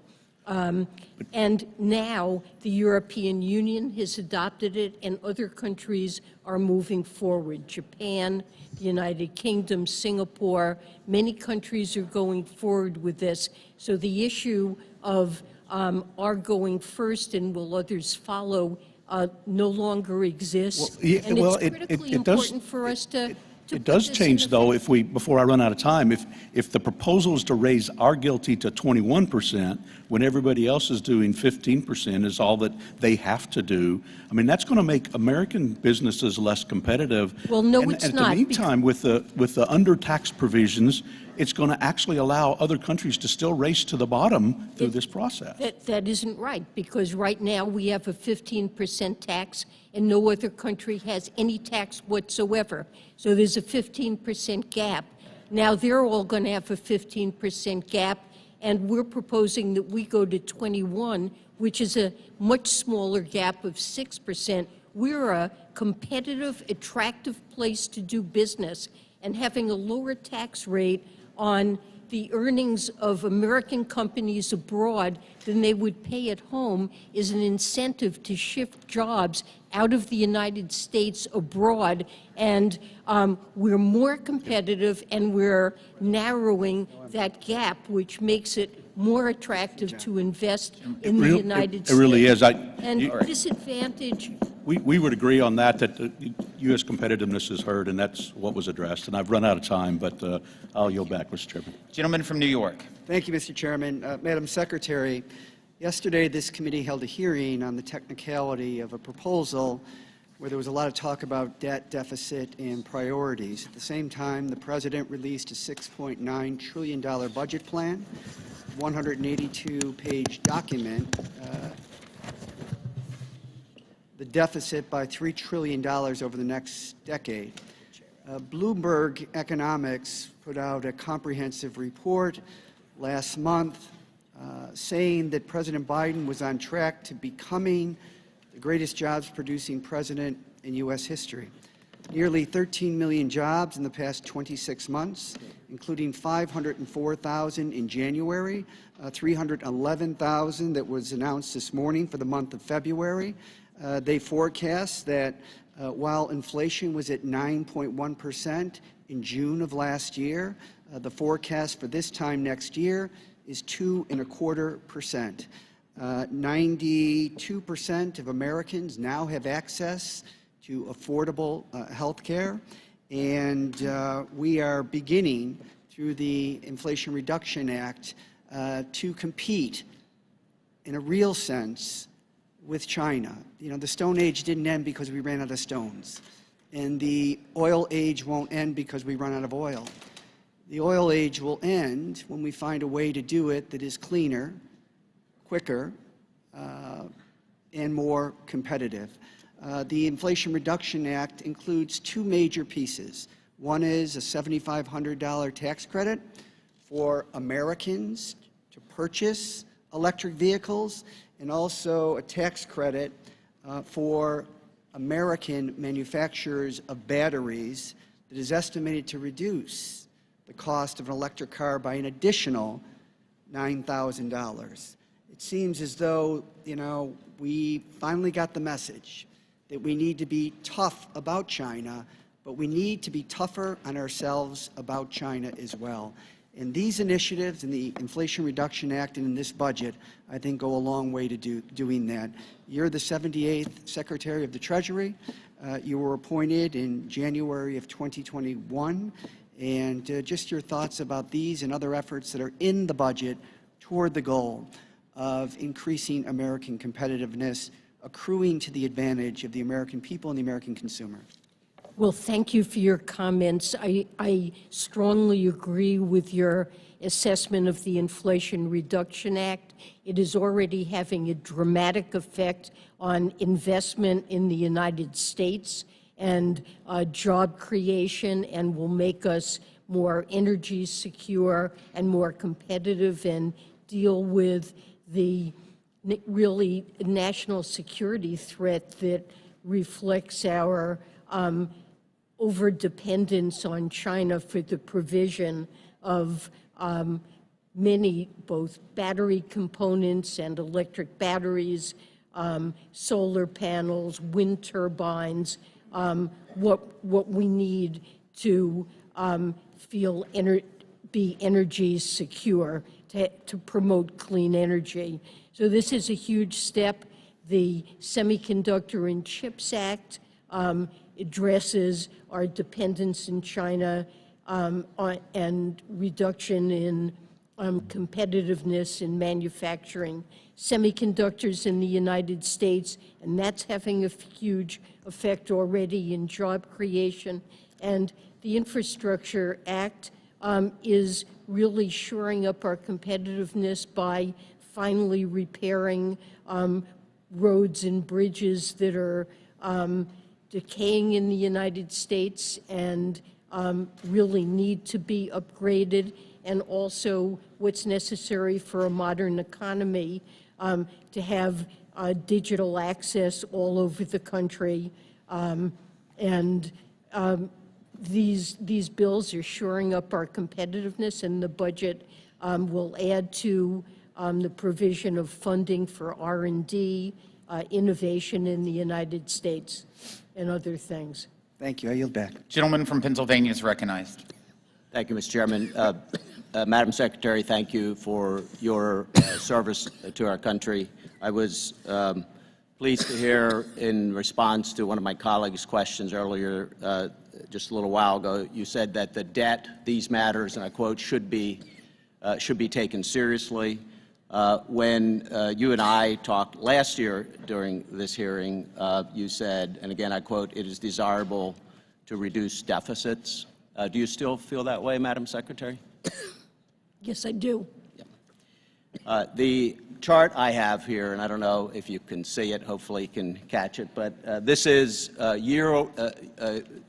the next 10 years and compares the 2023 proposal by the President, budget proposal, and 2024. I have directly from the budget these sheets. And what it shows is that this proposal, 2024 compared to 2023, increases deficits further, year over year. And the orange on here is your new proposal compared to what you were proposing last year. You see some significant difference in the early years, but it never is reduced over the proposals from last year.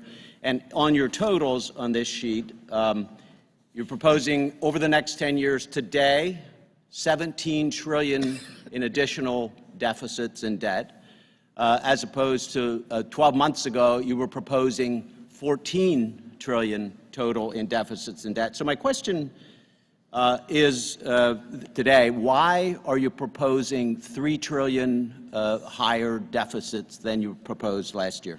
Well, excuse me, the budget contains a table, Table S2, that shows the effect of the budget proposals on projected deficits, and that illustrates. Do you disagree with my characterization? I do disagree, because what this table shows is that the president's proposals result in additional deficit reduction relative to the 2023 baseline of close to $3 trillion. Could you point out which year I'm sorry, there are? I can barely see your could you, chart, but I can Could you look at your sheet and tell me which year there are lower deficits than what you had proposed last year?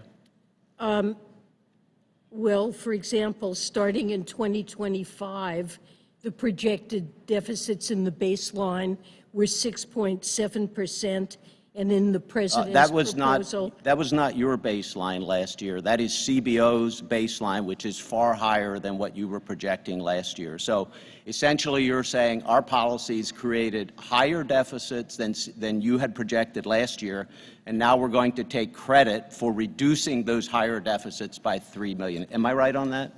Or $3 trillion? Relative to where we were before this budget was issued and the deficits that we would have seen, this budget projects Nobody outside of the Beltway will look at your proposal compared to the proposals last year. We'll look at your proposal compared to what has actually happened. We'll look at a chart like this, which is taken directly from your numbers, and say that we're reducing the deficit. And it's a shame, because we both agree that long term, we're on a wrong fiscal trajectory. We must do something about it, and this budget does nothing. In fact, it adds to the deficits and debts that we've been experiencing. So again, no one else would believe that we're reducing the deficits with your budget. Thank you. Recognize the gentle lady from West Virginia. Thank you, Chairman Smith and Ranking Member Neal, and thank you, Secretary Yellen. I hope you take that cough drop. It's from me. Thank you. Thank you very much. In your fiscal year 2022 revenue proposals, you recommended that Congress lower the 1099-K threshold from the time-tested standard of $20,000 to just $600 with no transaction minimum in order to, and I quote, close the tax gap. Congressional Democrats heeded your request and included the provision without any debate or consideration. President Biden signed it into law, and he touts the accomplishments of that bill to this day. In December of last year, your IRS delayed the implementation of the provision that you recommended for a full year. The IRS cited the difficulty in administering the program as just one reason for this delay. Your IRS had a full year to prepare and to send taxpayers a bill that they likely didn't owe, and you could not handle the burden. If this policy was too difficult for the IRS to get right after a year of work with your 87,000 new agents, not all of which are even back in the office yet, how do you expect an individual, say he's selling his couch or drum set or old furniture, to handle the cost and the compliance burden? Well, this was enacted into law in the American Rescue Plan, as you pointed out, and the IRS began to implement it as required, and heard a number of concerns by individuals and organizations that this was confusing. Oh, absolutely. I hate And to it's interrupt really- you, but it is a nightmare for people that pass money back and forth. You know, one pays the rent, one does such and such, and they Venmo back and forth. I've spent the better part of 2 years trying to fix the mess that the Democrats created with this provision, and I want to thank every one of my Republican colleagues for co-sponsoring my bill, H.R. 190, and I certainly hope that my Democrat colleagues will do the same thing to protect all of our constituents from an undue burden on just a bad policy. Secretary Yellen, in May of 2021, just after the Biden administration pushed through the $1.9 trillion spending bill on a partisan vote, you claimed that 5% inflation at the time would be transitory, meaning temporary and brief. And I'm sure that the Biden administration based decisions on your analysis. But a year later, in June 2022, inflation then hit a 40-year high of 9.1%. A few weeks ago, this committee held its first hearing in my home state, and all of our witnesses said that their number one hardship is dealing now in 2023 is still inflation, the direct result of the failed economic policies of the Biden administration. Obviously, inflation is not transitory. You were wrong, and the people that are suffering as a result would really like to know if you might apologize for saying that and being wrong and misleading them. Well, inflation is the president's top priority to bring it down, and it is certainly too high.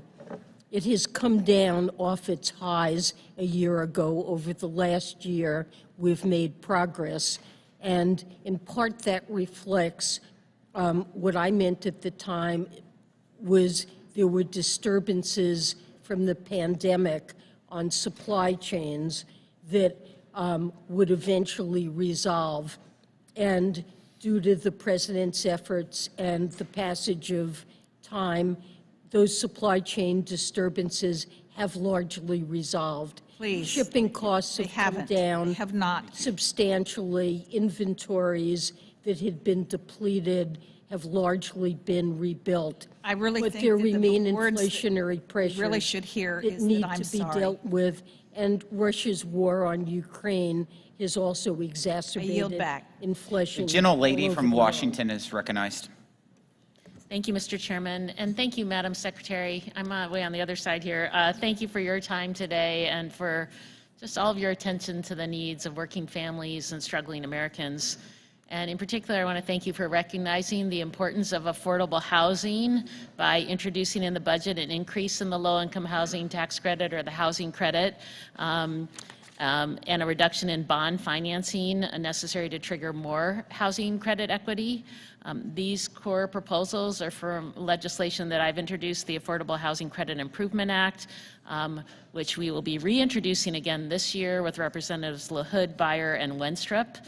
So a very strong bipartisan proposal. These provisions would finance the production and preservation of over 2 million additional affordable homes and support 3 million jobs over the next decade. I wondered if you could speak to how increasing the supply of affordable housing will increase our economy's long-term growth potential. Well, I think we really have a serious shortage of affordable housing, and it really makes it very difficult to hire workers, to be able to support business expansion when lower-income workers are unable to even afford to be able to live anywhere near where they work. And I think that's been a failing of our housing policy that we believe should be corrected. Well, thank you so much for including that. I wanted to switch gears a little bit. Last year, this committee held a hearing to discuss ways to strengthen economic relations with Taiwan. One way to do so would be by negotiating an income tax agreement, which would boost investment and create jobs by reducing double taxation on U.S. and Taiwanese businesses. I wondered if you could update the committee on how Treasury is evaluating Taiwan's request for an income tax agreement with the United States. we recognize that there's a problem there and are looking at potential ways to address it, but I don't have anything specific to offer in terms of way forward. Well, we look forward to and hope you'll continue to consult with Congress on that, since that's clearly a very important issue. And then lastly, during yesterday's markup of the Republicans' debt prioritization bill, I asked the majority staff a technical question that they couldn't answer regarding the logistical possibility of debt prioritization. And so I just wanted to ask you, Madam Secretary, is it feasible for Treasury's payment systems to prioritize payments to bondholders over debt? I think that we should not think that prioritization is a solution to the debt ceiling issue. Prioritization is simply not paying all of the government's bills when they come due. That is something we have never done since 1789, and that really is just default by another name. So what's critical is that we maintain our commitment to pay the government's bills, all the government's bills, when they come due. And if we don't do that and think that there's some shortcut around it that will avoid economic chaos, we're kidding ourselves, because not paying the government's bills will produce economic and financial collapse. And I would say that Fitch has already made clear in comments that they issued that a failure to pay all of the government bills would potentially prompt a downgrade of our debt. Thank you, Madam Secretary. I appreciate that. I yield back, Mr. Chairman. Gentleman from Oklahoma is recognized. Madam Secretary, over here. Madam Secretary, I really appreciate you being here today. Madam Secretary, with all due respect, and we've talked about this both times you've been here, your going-along OECD negotiations have been a failure. Your Democrat majority House Senate president did not adopt these rules last year. Here we are, and there's no way in the world that Republicans are going to adopt this. I don't know how you think that circumventing Congress would be a way to do this. I think you would acknowledge that both of our jobs is to protect the U.S. worker, the U.S. taxpayer, and the U.S. fisc, but you're making it much harder by not allowing us to be a part of this process as we're supposed to do here on Ways and Means. And there's no reason that we should expect that China is going to play nicely with these rules. I mean, they're kicking out Western auditors right now, and we're just thinking that we're going to know exactly what their state-owned, state-regulated enterprises are going to participate and be transparent. I mean, trust me, we would like to know their transparency, but we simply do not. How does this ability to, this is a rhetorical question, but I guess we're trying to figure out, because we don't know, how in your OECD negotiations you plan on holding them accountable. You know, Madam Secretary, the American people need to know this. I mean, we're transferring and redoing our entire international tax system, your words, not mine, to stop the race to the bottom.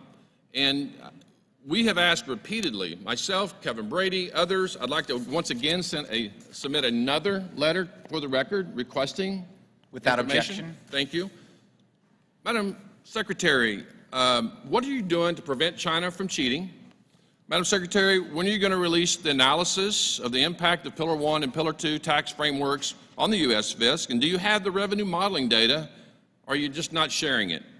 Or do you not have the data at all? And I'll give you the remaining 1 minute and 34 seconds to respond to all those questions.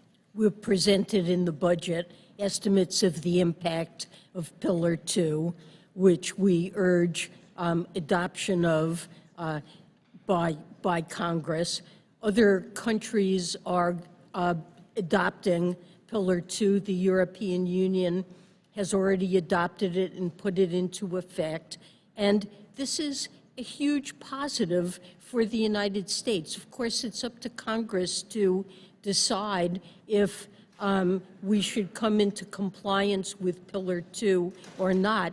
But we're the only country in the world that imposes any tax at all on the foreign earnings of domestic corporations. No other country does that. And what the OECD agreement does is 137 countries agreed that they will start to do what we already do, and they have agreed to impose a higher tax rate than we currently, Madam Secretary, if you have all the, with all due respect, How is that bad for the competitiveness? Madam Secretary, I agree. You know that sounds all great, but we've asked time and time again for you to give us this information for the last 2 years when we were not even in the majority. We have consulted regularly with this committee. Excuse me? We have consulted regularly with this committee. You've not responded with the information we requested. Madam Secretary, in the remaining 7 seconds, answer the question how we're going to hold China accountable. We can't even keep balloons from flying across the United States. How are we going to hold them accountable to the OECD framework? If China is not accountable, we will tax the income of Chinese companies operating in the United States, and the same is true for all other countries that adopt Pillar 2 and its associated under tax payments rule. That's the strong enforcement mechanism that's built into this agreement, that a country that is non-compliant and decides they wish to be a tax haven, that other countries have the ability to punish that by taxing those firms themselves. You're assuming a fair playing field. I yield back. Thank you. The gentleman from North Carolina is recognized. Thank you, Mr. Chairman. Thank you, Madam Secretary, for coming. Is the workforce participation rate a different statistic than the unemployment rate? Of course. Yes. So our unemployment rate may be the same as it was pre-pandemic, but our workforce participation rate is a full percentage lower, which means more than 2.5 million workers are not in the workforce. You've said you think a great number are retirees. I would submit that's not the case. We right now, because Biden's continuation of the public health emergency continues with 18 million people on Medicaid who do not qualify for benefits and therefore not going into the workforce. Second is that retirees that left, our stock market has crashed, inflation has gone through the roof, so I don't see those people staying at home. So it is disingenuous to say that we're in the same situation as we were pre-pandemic. We've been paying people and enticing them not to come back to work.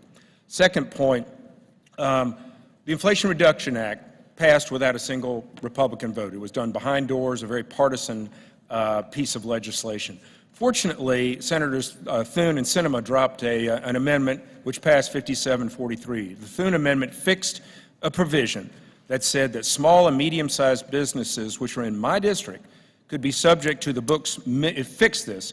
If not, they would have been subject to the book's minimum tax, administrative, and financial burdens. I think that the congressional intent was very clear.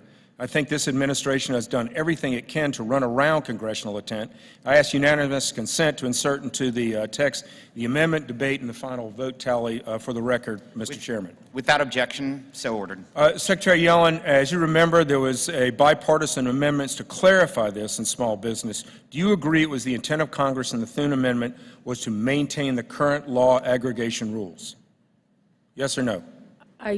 I want to make sure I understand. You're talking about the corporate alternative minimum tax? Would stay in its current state. So it only applies to corporations with financial statement or book income in excess of $1 billion. All right, thank you.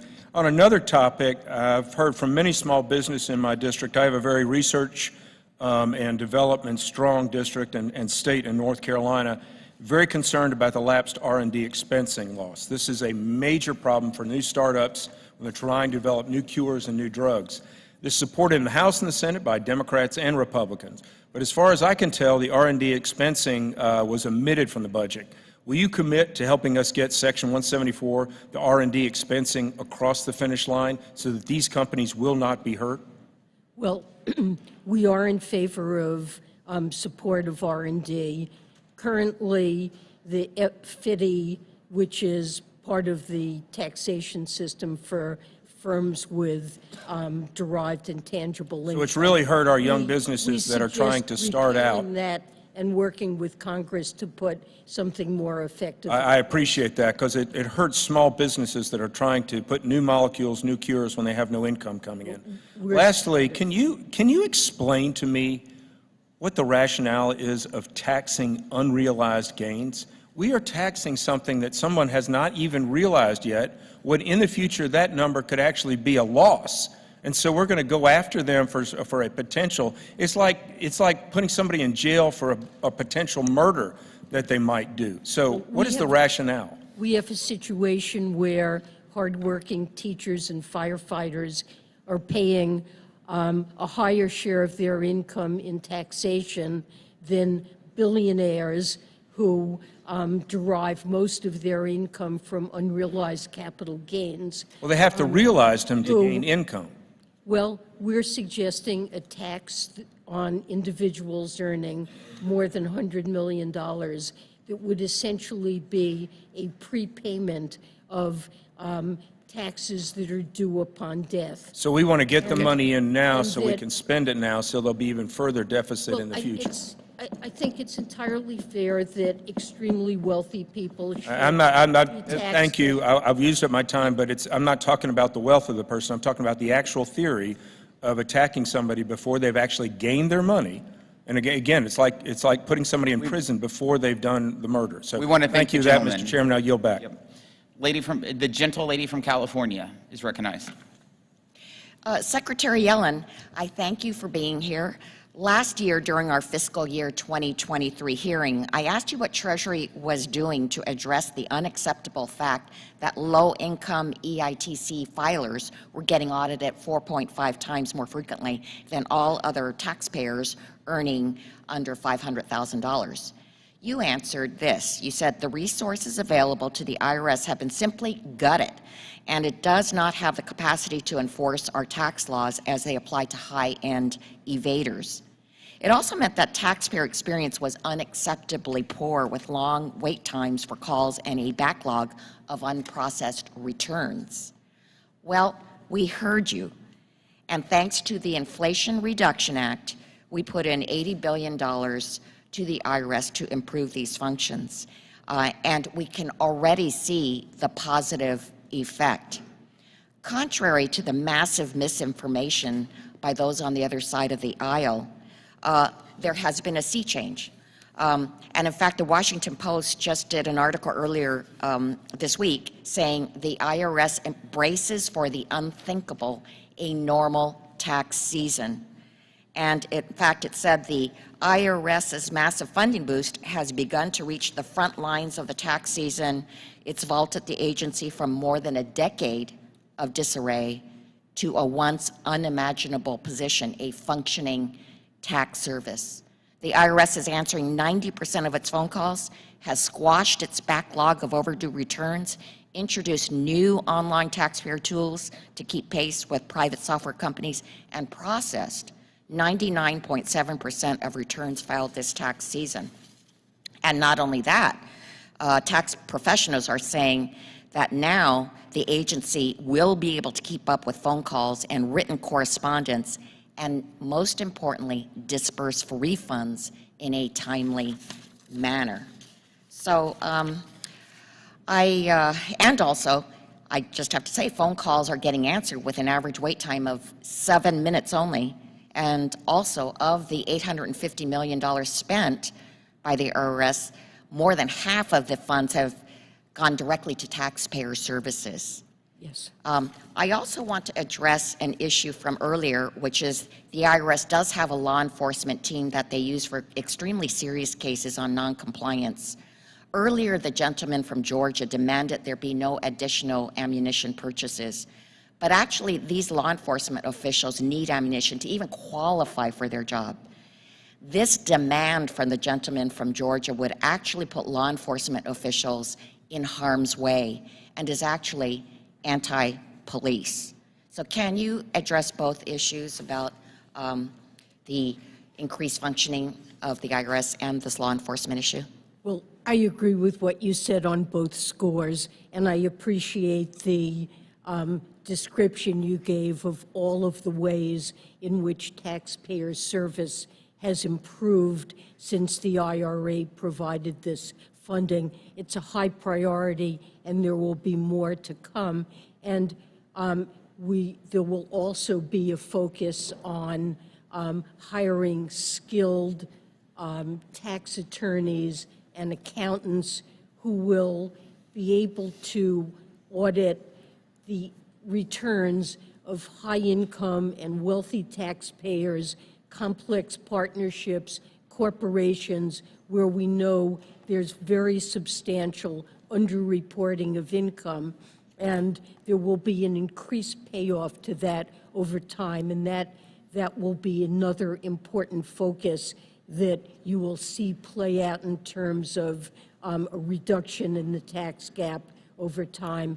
With respect to the officers and the bullets, it's true there is a small cadre of essentially, they're trained as law enforcement officers, individuals who do carry weapons to deal with very... Gentlelady's time has expired. Thank you. Gentleman from Tennessee is recognized. Thank you, Mr. Chairman. Thank you, Madam Secretary, for appearing today. I want to go back and talk about the Inflation Reduction Act and follow up on Congressman Adrian Smith's questions and maybe Congressman Drew Ferguson. When we've been asked you about the number of audits, specifically of those taxpayers making less than $400,000, your reply has been something to the effect that it won't increase compared to historical levels. My question to you is, isn't it right that the actual number of taxpayers making more or less than $400,000, those audits will increase? Isn't that right? Well, the actual number? I don't have that information, but if the size of that population goes up and you maintain a constant audit rate, the number would probably rise. Fair enough. And that's as a result of the passage of the Inflation Reduction Act, correct? Well, I'm not sure what you mean by that. I mean, we voted, I voted against the creation of the Inflation Reduction Act, which increases the number of audits. We've established more than 400, those taxpayers more than $400,000. I asked you about the number, not at historical levels, the actual number of taxpayers making less than $400,000.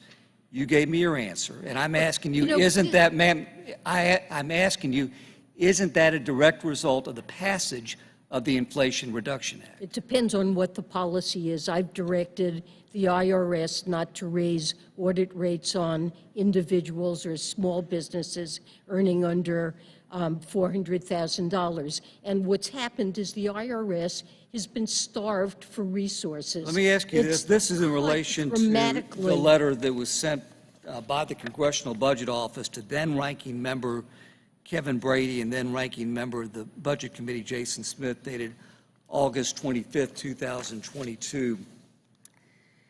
How will taxpayers with incomes less than $400,000 be affected by the Act? And I realize you don't have the letter in front of you.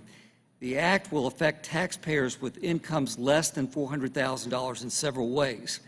Activities other than audits, such as collections and automated screening and document matching, are not constrained by the Secretary's directive, and under the 2022 Reconciliation Act, the amounts they generate will be greater for taxpayers with all amounts of income CBO projects.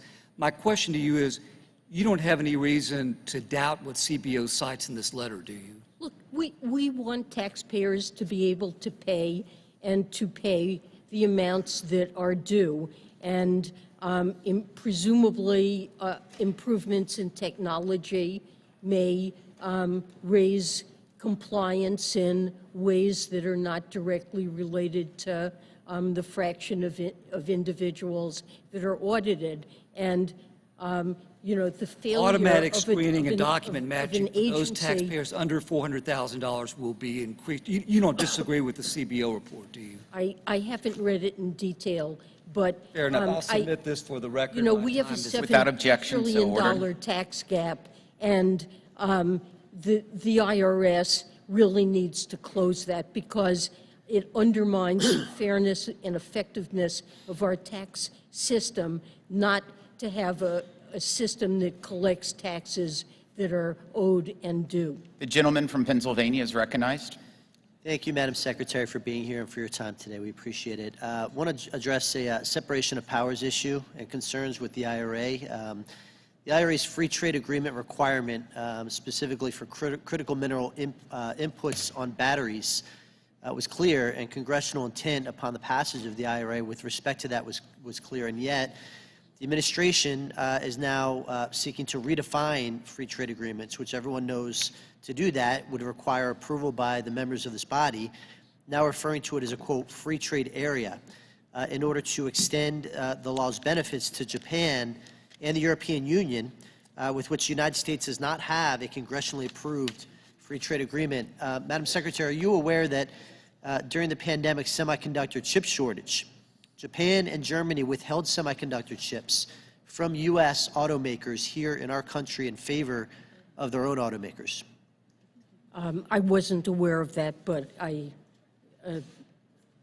Are you also aware that the United States accepts Japanese vehicle certification on imports from Japanese autos into our country? However, Japan does not reciprocate. I'm not aware. I'm not aware of. Japan, in fact, Madam Secretary, Japan's rules intentionally do not conform to U.S. car regulations. U.S. car manufacturers must navigate a very complex environment when exporting to Japan. These are non-tariff barriers that disadvantage autos made here in the United States. Next question, are you aware that just this week, the U.S. ambassador to the World Trade Organization stated that Japan must take bold steps to lower trade barriers related to autos and agricultural products? So, look, with respect to the IRA in Japan, Japan does process and extract critical minerals that are used by American car makers.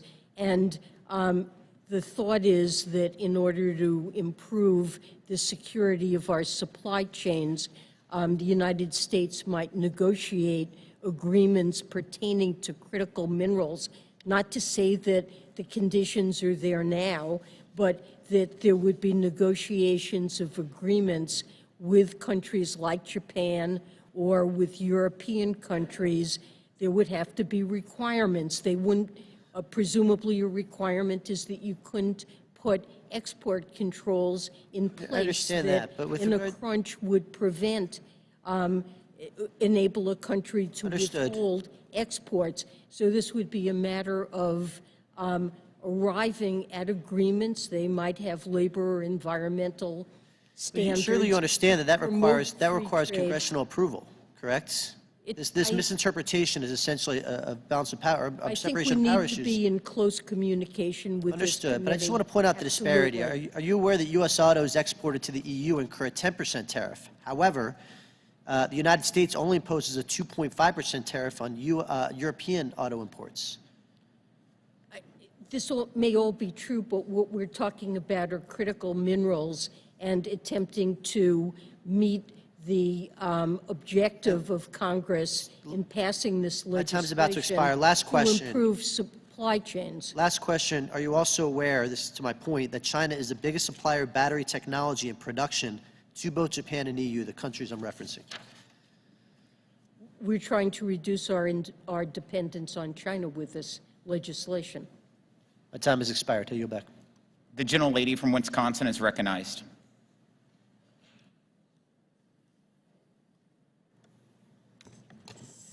Thank you so very, very much, and thank you for appearing, Secretary Yellen. I have so enjoyed our relationship back from when you were chair of the Fed, and really, you are so qualified to appear before this committee and answer some of our important questions. I have a couple of questions, and if I have repeated things that others have already made inquiry about, please forgive me. I was called away for other business, not more important than you, but just other business. Recognizing tribal sovereignty, I was really pleased to see that the Biden administration included a recommendation to include tax parity for Indian Health Services scholarships, and I'm working with Mr. Schweikert here on the committee and Mr. Kildee here and Congressman Kelly, looking forward to going forward on tax parity for tribal nations, unconstrained by artificial and arbitrary essential government function tests. so that we can increase the effectiveness of the low-income housing tax credit and the new markets tax credits on tribal communities. So I am so happy that you are moving forward that, and how do you think that will will improve our GDP? I think it's an important initiative. The low-income housing tax credit is critical, and I think improving situation with respect to housing and tribal lands addresses a critical need. It really does, because the infrastructure needs on Indian land are tremendous, and so this would create a lot of economic activity. I wanted to ask you, and you're Secretary of Treasury now, but again, you are very brilliant, and you've been chair of the Fed.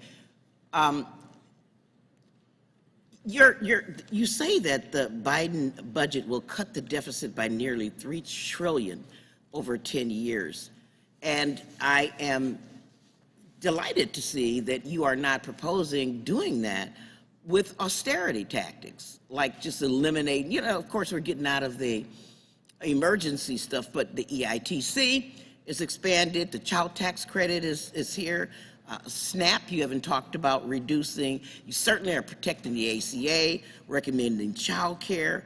And yes, you want people to get back to work, but the dignity of work doesn't necessarily mean working at $7.25 an hour. How are you able to reduce the deficit by $3 trillion without austerity? So the president's focus is on hardworking families who are struggling to make ends meet and providing them with the tools they need to make life a little bit easier, whether it's improvements in the cost of health care, lowering prescription drugs, educating their children by adding a year of preschool, a child tax credit, making child care affordable. These are ways of giving working families some breathing room, and the budget focuses on that, and it doesn't raise taxes by a penny on any household or small business earning less than $400,000. And it pays for those initiatives by remedying what I think is an unfairness about our tax system, that it lets wealthy individuals, very high-income individuals, and corporations off with lighter tax loads than a school teacher or a firefighter or a policeman have to pay. And so it raises additional revenue in a variety of different ways by asking those high-income, wealthy individuals and corporations to pay their fair share. Thank you so much, Mr. Chairman, and I would yield back. Recognize the gentlelady from New York. Thank you, Mr. Chairman. And before I get started, I just wanted to say thank you to Ms. Sewell, Mr. Davis, and Mr. Kelly.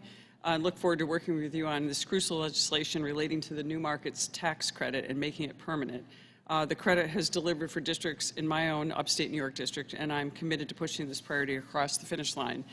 Secretary Yellen, I just want to say thank you for appearing here today, and thank you for your service. There are so many important topics that we need to be addressed, and Americans are suffering from the biggest price increases in over 40 years. Small businesses like mine and all of upstate New York are feeling the pain of labor shortages and Democratic tax hikes. Taxpayers' personal information is being exposed in massive leaks, and your Treasury Department is actively working to bypass Congress and cede U.S. tax authority to foreign countries. U.S. companies and workers need an international tax landscape that offers certainty, promotes investment and innovation, and incentivizes critical research and development here in America. Instead, it seems like Treasury has unwittingly bitten off more than it can chew by negotiating a deal with the Organization for Economic Cooperation and Development, the OECD, that gives away our tax revenues, reduces the competitiveness of U.S. companies and workers, and erodes overall economic strength. And I know many of my colleagues have talked about this. If this deal were finalized, it would result in fewer jobs and less prosperity for millions of Americans and their families. Secretary Yellen, Treasury has the responsibility of negotiating at the OECD. But why do you believe that Treasury has the authority to do so without proper consultation with Congress? And I might add, you've testified today that you have reported to Congress, but you have not consulted or collaborated with Congress in a way before cutting these deals with Europe. And don't you agree that you are appointed to this position, not anointed to this position? I certainly am appointed, not anointed. Absolutely agree. And we have consulted and not only informed. Can you explain We've where had you could ongoing. Can you explain where the consultation and collaboration has been done so in a public forum with both sides, where we have seen this, and that has we have not seen that. We've seen reporting. Reporting is not consultation. Our staff have regular briefings with staff of this committee, and I have had many conversations with the chair and ranking member of this committee on ongoing developments whenever there's something new that occurs in the negotiations. And I don't know if you're talking about Pillar 1 or Pillar 2 of the tax agreement. Pillar 2 is certainly something that cedes no taxing rights, is an international agreement by which other countries have If I may agreed to. reclaim my time, you have allowed other countries to tax our own countries and not, you stood up, again, under the GILTI tax and also the book minimum tax, we got these, and then you didn't fight for a fair treatment of these and these negotiations, so why didn't you protect these taxes, and why are other foreign entities and countries in the agreement allowed to now tax our U.S.-based countries? Well, look, Companies, we have every right to tax our companies as we see fit. Congress is not obliged to do anything, but the Pillar 2 does allow punishment by countries that participate in the agreement in a sense of countries that decide they wish to be tax havens. By they may undertake, and this is one of their taxing rights, to impose additional So let me reclaim my time. You're on admitting firms that you're admitting that we have given our priorities up to foreign countries. The gentlelady's time has We expired. haven't given anything up. The gentleman from Minnesota is recognized. Thank you very much, Mr. Chair, and thank you, Secretary, for being here today. And I want to talk a little bit. I know we talk a lot about big things in D.C., but we don't always talk about what's happening in real America. And most of the work in my district is done by small businesses, family farms, small manufacturers, and they and I are very concerned that the taxes in the president's budget will hurt them. It will affect them. No matter what we say, it's going to affect them. And they are already faced with increased costs, fuel, for farmers, input costs due to inflation in the economy right now. And the president's budget includes more than $300 billion in new taxes on non-corporate taxpayers. Secretary, why does the president believe that now, as we are just emerging from the economic destruction of COVID, we should increase taxes on small family-owned businesses? The president's budget doesn't contain a penny of new taxes on any individual earning under $400,000 or small business earning under $400,000.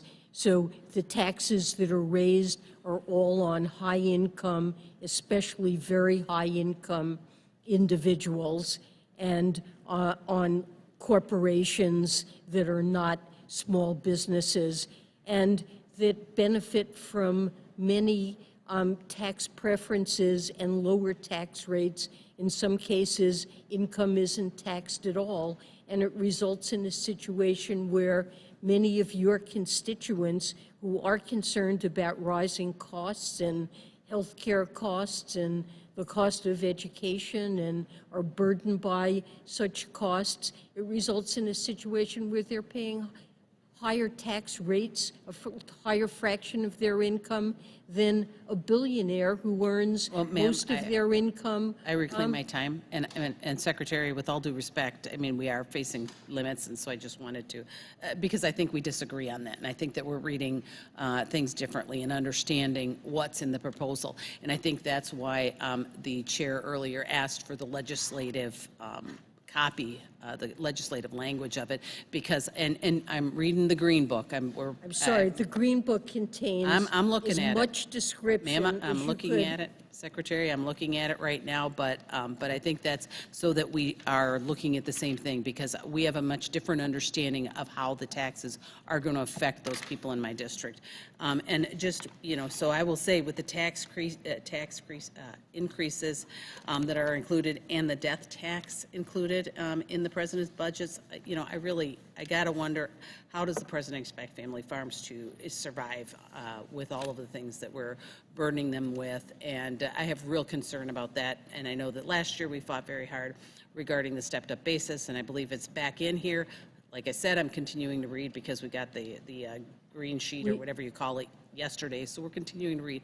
But if we have your assurance that these people are not going to pay any more taxes, are not going to see those death taxes, but I have real concerns. And with that, I yield back. My time is up. Gentlelady from Alabama is recognized. Thank you, Mr. Chairman. Madam Secretary, thank you for being here today to provide further insight into this administration's budget request. It is my belief that our federal budget must present opportunities for all Americans to achieve economic prosperity. This is done so with the commitment of significant investments in communities, especially those communities that have lived on the margins due to economic circumstances.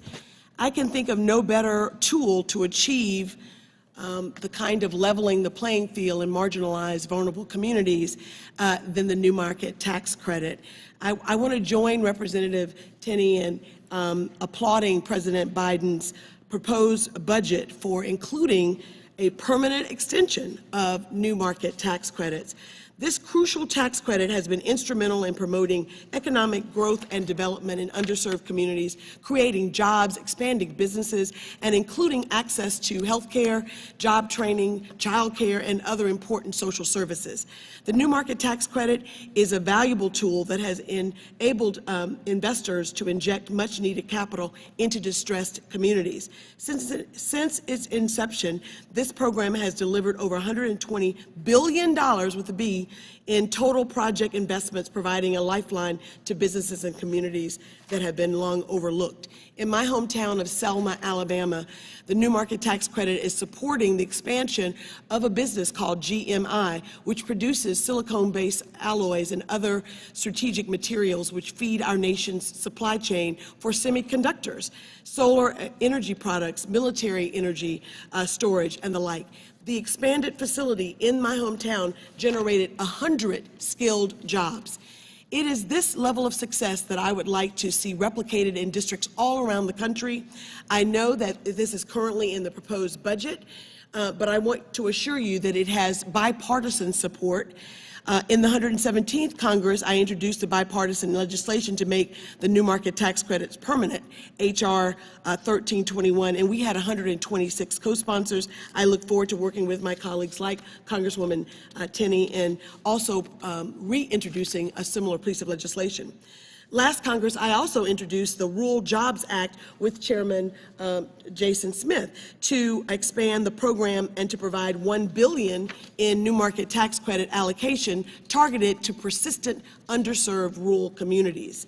My question is, can you elaborate on how this tool can be used, why it's so important that we make it permanent, and how you see this affecting underserved communities all across this country? Well, I agree with you. I think it's a very important tool to promote investment in communities that have historically been left behind and can be a real spur to economic development, and that's why the budget does propose to make it permanent. And I would say more broadly, a priority of the Biden administration has been a focus on place-based policies so that communities that historically have suffered, we've had areas of the country that have grown very rapidly, seen Absolutely. big increases in income, and others that have lagged. And many of the acts that have already been passed, the IRA, the Infrastructure Act, the Semiconductors Act, and the ARP that increased funding of community CDFIs To respect and minority let's time MDIs. expired, Secretary, to respect your time and to make sure we get every one of these. When that clock hits Sorry. through, let's Apologies. just stop talking. Okay. Gentleman from Utah is recognized. Secretary Yellen, thank you for being here. This is substantive work. It's important for our nation. I appreciate you willing to come so quickly after the budget was released, and I hope you felt that we do respect your expertise. I'm going to talk about something very personal, something that I think that this entire committee is supportive of, and that is those individuals that are in the adoption space, and the adoption tax credit. According to a GAO report from 2011 and a taxpayer advocate report from 2012, families claiming the adoption tax credit in those years faced an audit rate nearing 70%, a 69% of audit rate. The national average is 0.8. So, I mean, the discrepancy here is enormous, and it's concerning. So, this is a specific example of what we want to talk about, because a lot gets said here in the concept of audits. But these are staggering numbers. I haven't been able to find any data more recent than 2012.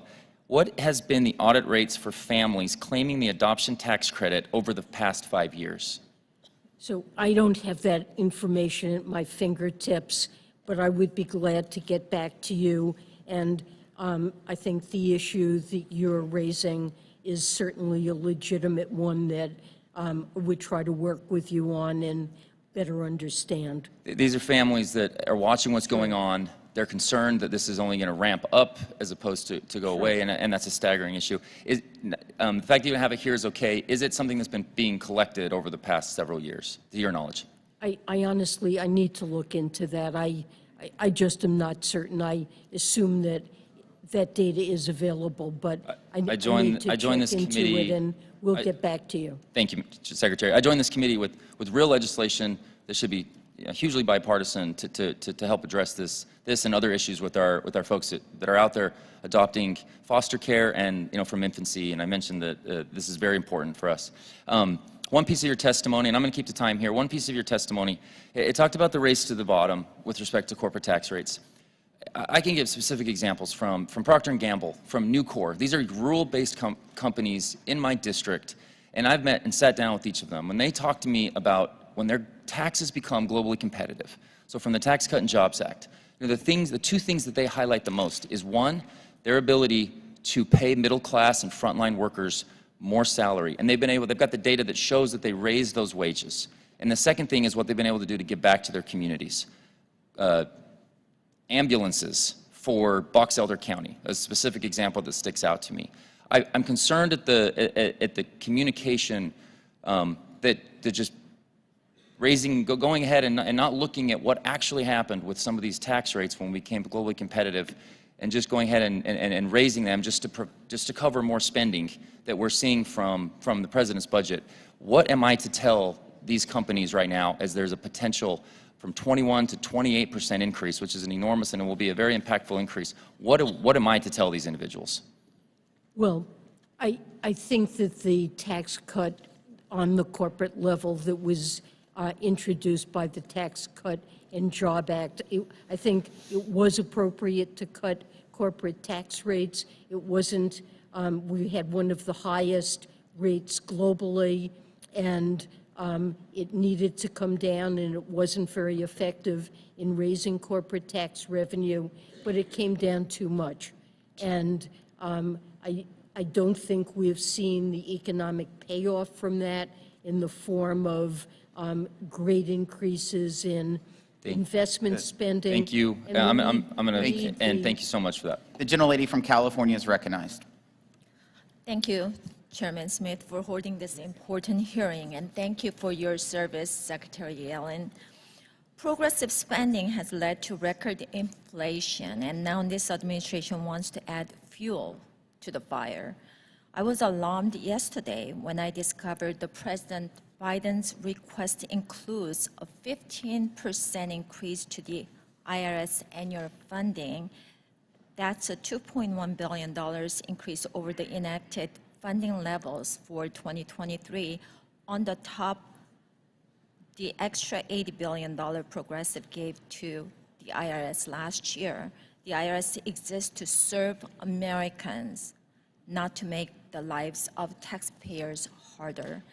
It has been reported that millions of tax returns from previous years are still not processed. In my district, that we've been getting a lot of inquiries about how to get the refunds from the IRS. If the IRS owns my constituents' money, it could take years from them to receive their return. Many have expressed concerns about the IRS snooping on their private bank record and transactions, heightened with sensitive personal information being released in years past. You claim that you are not going after lower and middle-class Americans, yet progressives have been working behind the census, lower the 1099K threshold. Why should every Americans who are dealing with record inflation pay their rent and repay for their event tickets now go out of their way to file unneeded burdensome tax forms with lack of proper security? And why are you in favor of adding more unnecessary filing when the IRS is already dealing with endless backlogs? Well, the objective of this legislation with respect to 1099Ks was to make sure that Americans have the information they need to accurately file their returns and pay the taxes that are due, because there are Americans who receive money from business that they do may be relatively small, and most Americans receive reports they use to file their income taxes on their wages and salaries, their interest and dividend income, and this is other income on which taxes are due. I totally get that, but we already have that in the law right now, that 1099K, when you receive more than $600 transaction, then you have to file it. That's adding another burdensome to the taxpayers. It was lowered in the ARP from, I believe, $20,000 to $600 because many Americans who earned less than $20,000 probably weren't getting that information and paying the taxes that were due. And it's, this was in the law. The IRS needed to implement what's in the law, and it's up to Congress to decide what the right. I yield back. Thank you. Gentleman from Michigan's recognized. Thank you, Mr. Chairman, and Madam Secretary, thank you. It's good to see you. First, let me just comment. I listened to Mr. Fitzpatrick's questions and comments regarding trade authority, and I just want to state for the record that we don't agree on everything across the aisle, but I think there is general concern about the direction of trade negotiation and where that authority lies, and I look forward to further conversation with the administration to provide greater clarity and to protect the prerogatives of Congress in that respect. We learned a lot, Madam Secretary, during the pandemic about supply chains, what can go wrong when we rely too heavily on other countries, particularly China, for example, for critical goods and components that are essential to our economy. And I was really proud to work with the administration on the CHIPS and Science Act, the Inflation Reduction Act, both of which will support American workers, bringing manufacturing jobs back to our country. In my district, I happen to have a company, Hemlock Semiconductor, that makes polysilicon, a base material for both semiconductors and for solar panels. Included in the CHIPS and Science Act is a tax credit to onshore production of these really important materials. As Treasury drafts its guidance for this credit, does Treasury plan to include the entire supply chain of semiconductors, including polysilicon? So I think we're in the process of drafting those regulations.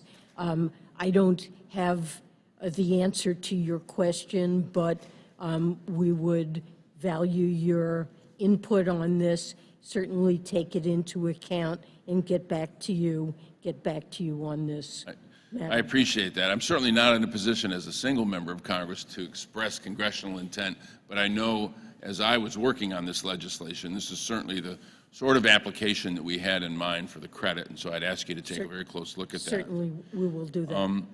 The Inflation Reduction Act also supports domestic manufacturing of solar panels right here in the U.S. instead of relying on those produced in China. I worked on legislation to do this because it makes sense for us to trade foreign dependence on oil to foreign independence on solar panels. We don't want to do that. Of course. Our legislation includes a domestic content bonus to spur domestic manufacturing, not just domestic jobs for installing solar panels. So a strong domestic content standard will enable larger investment in U.S. solar manufacturing. Does Treasury plan to issue any guidance that incentivizes domestic manufacturing for across the solar panel value chain? Similar question to my first question. So I believe we're in the process of, we have rules that we have to write in connection with claiming those credits, and there are an enormous number of rules that we need to write. We have prioritized some of the most urgent ones, but we will be producing a rule on that. Thank you very much. I appreciate that, and thank you for being here. I yield back the balance of my time. Recognize the lady from Texas. Gentle lady from Texas. Thank you very much, Mr. Chairman. You know, for a party that can't even define what a woman is, I find it rich that some of my Democrat colleagues want to highlight International Women's Day and go after as if we are supposed to go soft on the Secretary today. I'm going to demand that everybody treat us as equals and don't demean us just because we were born with ovaries. I don't care if it is International Women's Month. It's disturbing that this administration continues to peddle the big lie that people making less than $400,000 are not paying more in taxes. You said it yourself this morning that people making less than $400,000 won't pay a penny more in new taxes, not a penny more. And maybe you need to get out of D.C. more, because a lot of us are paying more in new taxes. Let's just review a few. Income taxes. Wages have artificially increased, but because of inflation, the dollar value has actually decreased. So many people that are making less than $400,000 that saw wage increases are now paying more in income taxes, correct? Well, we don't have perfect indexation. Fuel taxes. Gas prices have increased from a national average of $2.35 when Biden took office to now $3.41 a gallon this week. So are people making $400,000 paying more in fuel taxes? More in fuel taxes? Correct. Yes. So sales taxes, groceries have increased by 12%, eggs have increased by nearly 60%, flour is up over 21%, used cars are up over 9%.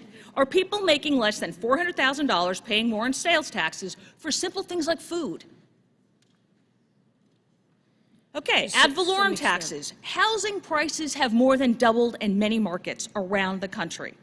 A lot of times, that's dependent on how much people are paying in ad valorem taxes. So would you agree that people making more than $400,000 and own a house are paying more in ad valorem taxes? Well, these are often state or local taxes. Oh, sure, but we're talking about taxes, and here's the problem. When you're stuck in D.C., we don't see beyond D.C., but people are being taxed to death and are absolutely sick of it. And when you said people who make more than $400,000 are not being taxed a penny more, I guarantee you they would disagree with that. What I said was that the president's budget... People are paying more than they have in taxes, even if they're making less than $400,000, and it is a direct result of policies that have come out of this administration. And it's alarming that y'all don't seem to understand that overregulating, overspending, and increasing debt contributes to increased inflation.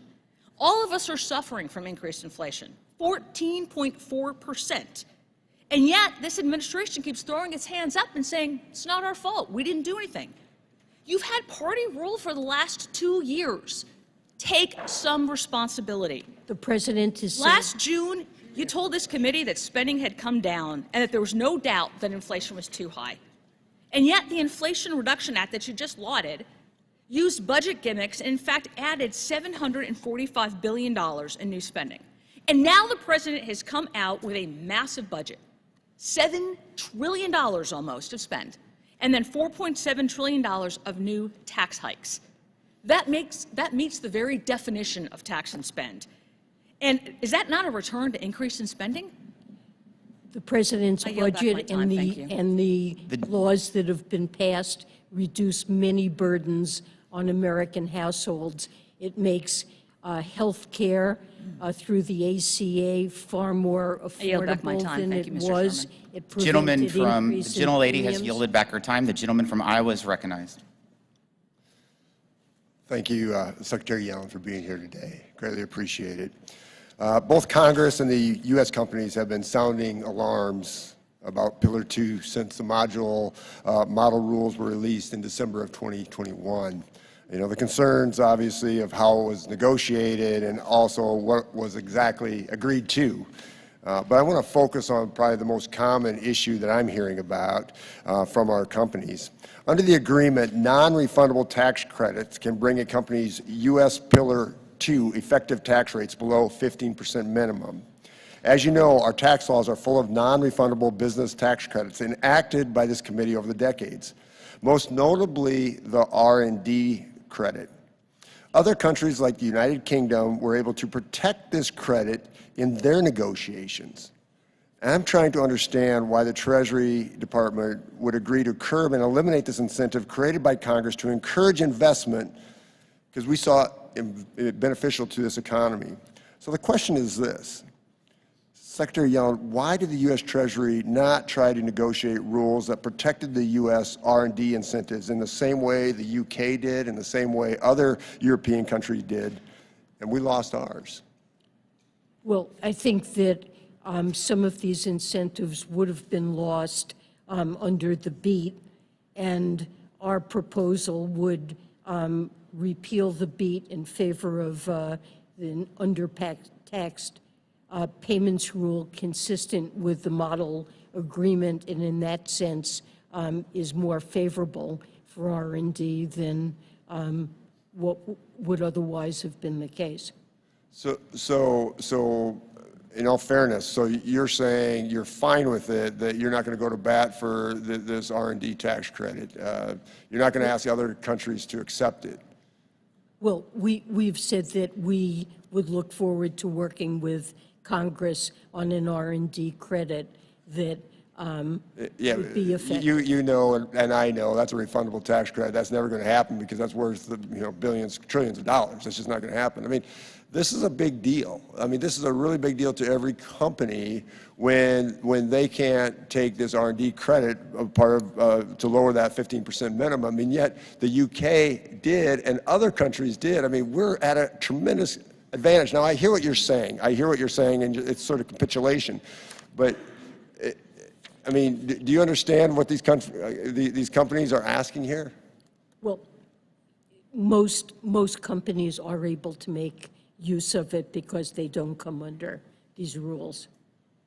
That's not the case. Mr. Chair, Mrs. Secretary Yellen, thank you for those comments. Mr. Chair, I'd like to submit a letter for the record stating that R&D is the manufacturing industry's #1 priority, and this committee has already received that letter. Thank you, and I yield back. Without objection, so ordered. Gentleman from Pennsylvania is recognized.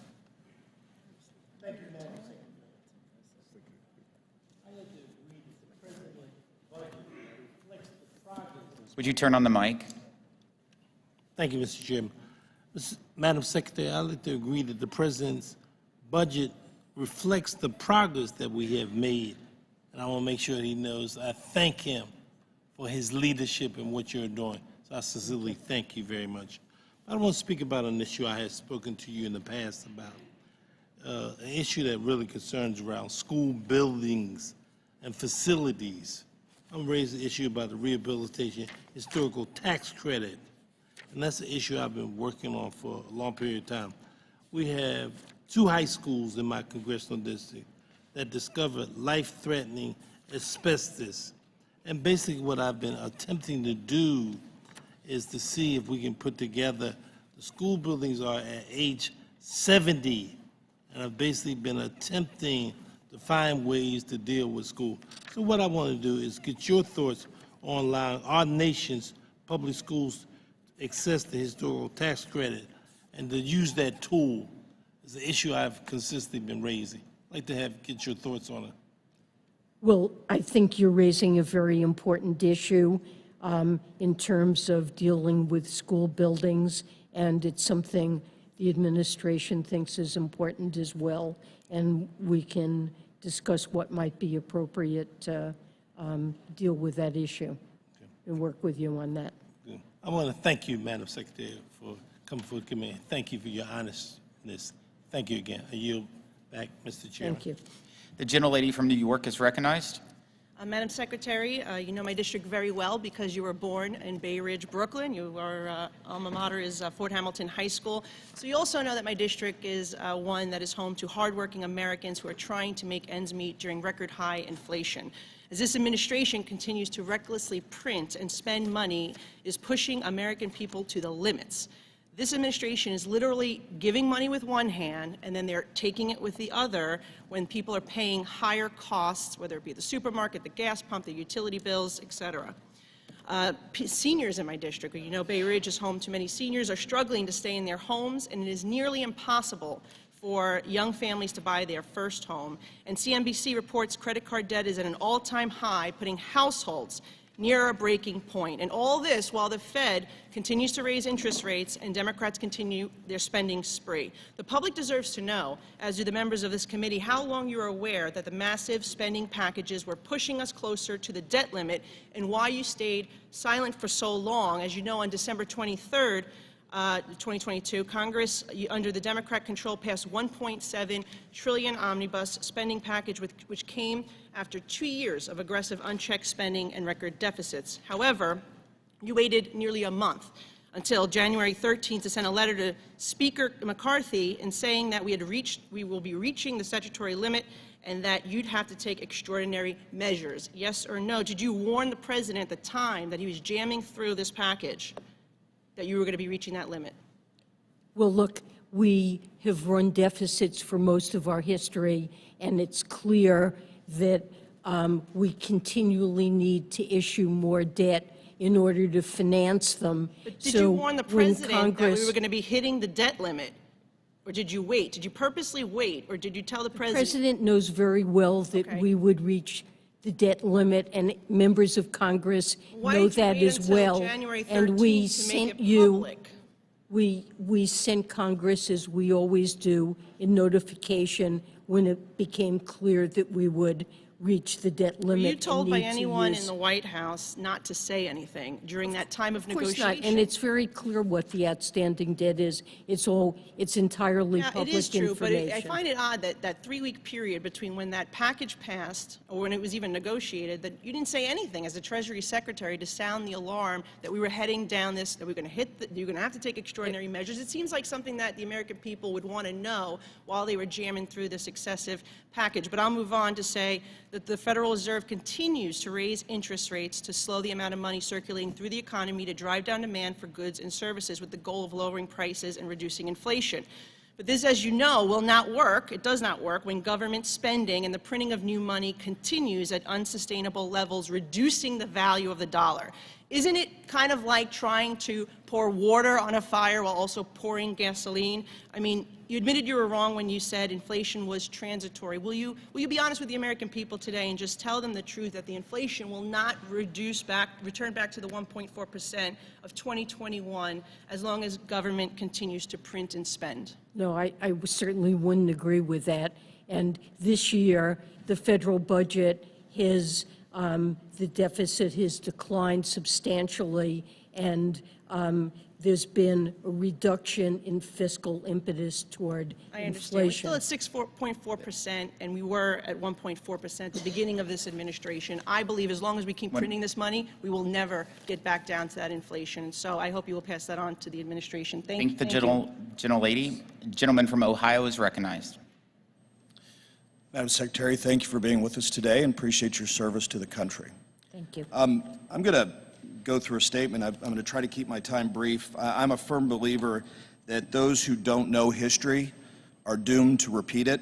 And so I'm just going to go back as we have time to go through the Green Book and obviously look at all the dive into the budget. But on March of 2021, you said there was only a small risk that inflation would be a problem. And on May 2nd of 2021, you said you don't believe that inflation will be an issue. On May 27th, you stated that the recent inflation we were seeing at the time would be temporary. You also said that you believed interest rates would stay low. Then on October 29th of 2021, you said that monthly inflation rates would return to levels close to 2% towards the second half of the year.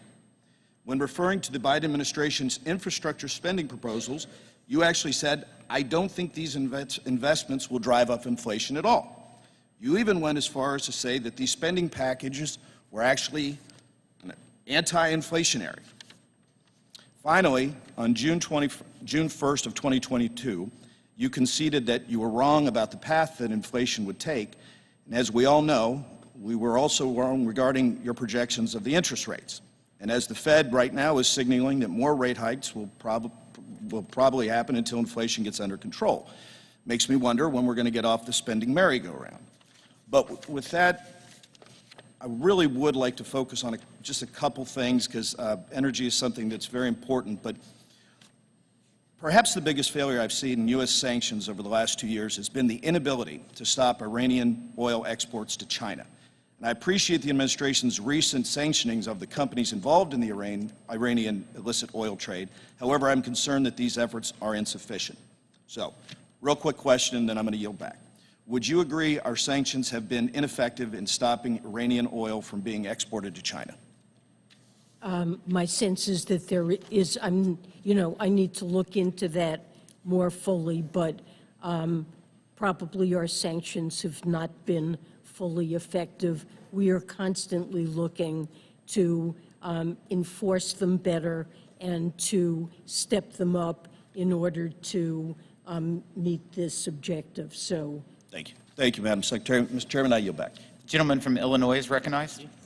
Thank you, Mr. Chairman. Madam Secretary, thank you. Thank you for giving us a little bit extra time so we all have a chance to ask a question. It's greatly appreciated. And I want to commend the administration's work bringing the world together to try to address tax policy. The multilateral Pillar 1, Pillar 2 processes aim to provide certainty and predictability for U.S. companies operating abroad. That said, I do believe we have to ensure that the U.S. remains committed to following through on these efforts, working with Congress, and protecting the competitiveness of U.S. firms to ensure that we not only are growing American companies, but we are starting new companies and inspiring other countries to come here. So I thank you on that. I want to ask you a quick question on the debt ceiling. I'll go home this weekend and I will hear from all of my constituents what's going to happen, what's going to happen. Can you just remind us, I know we've talked about it, what do I say to Illinois taxpayers when they ask what's going to happen if we don't address the debt ceiling? I think we are going to be faced with economic and financial catastrophe.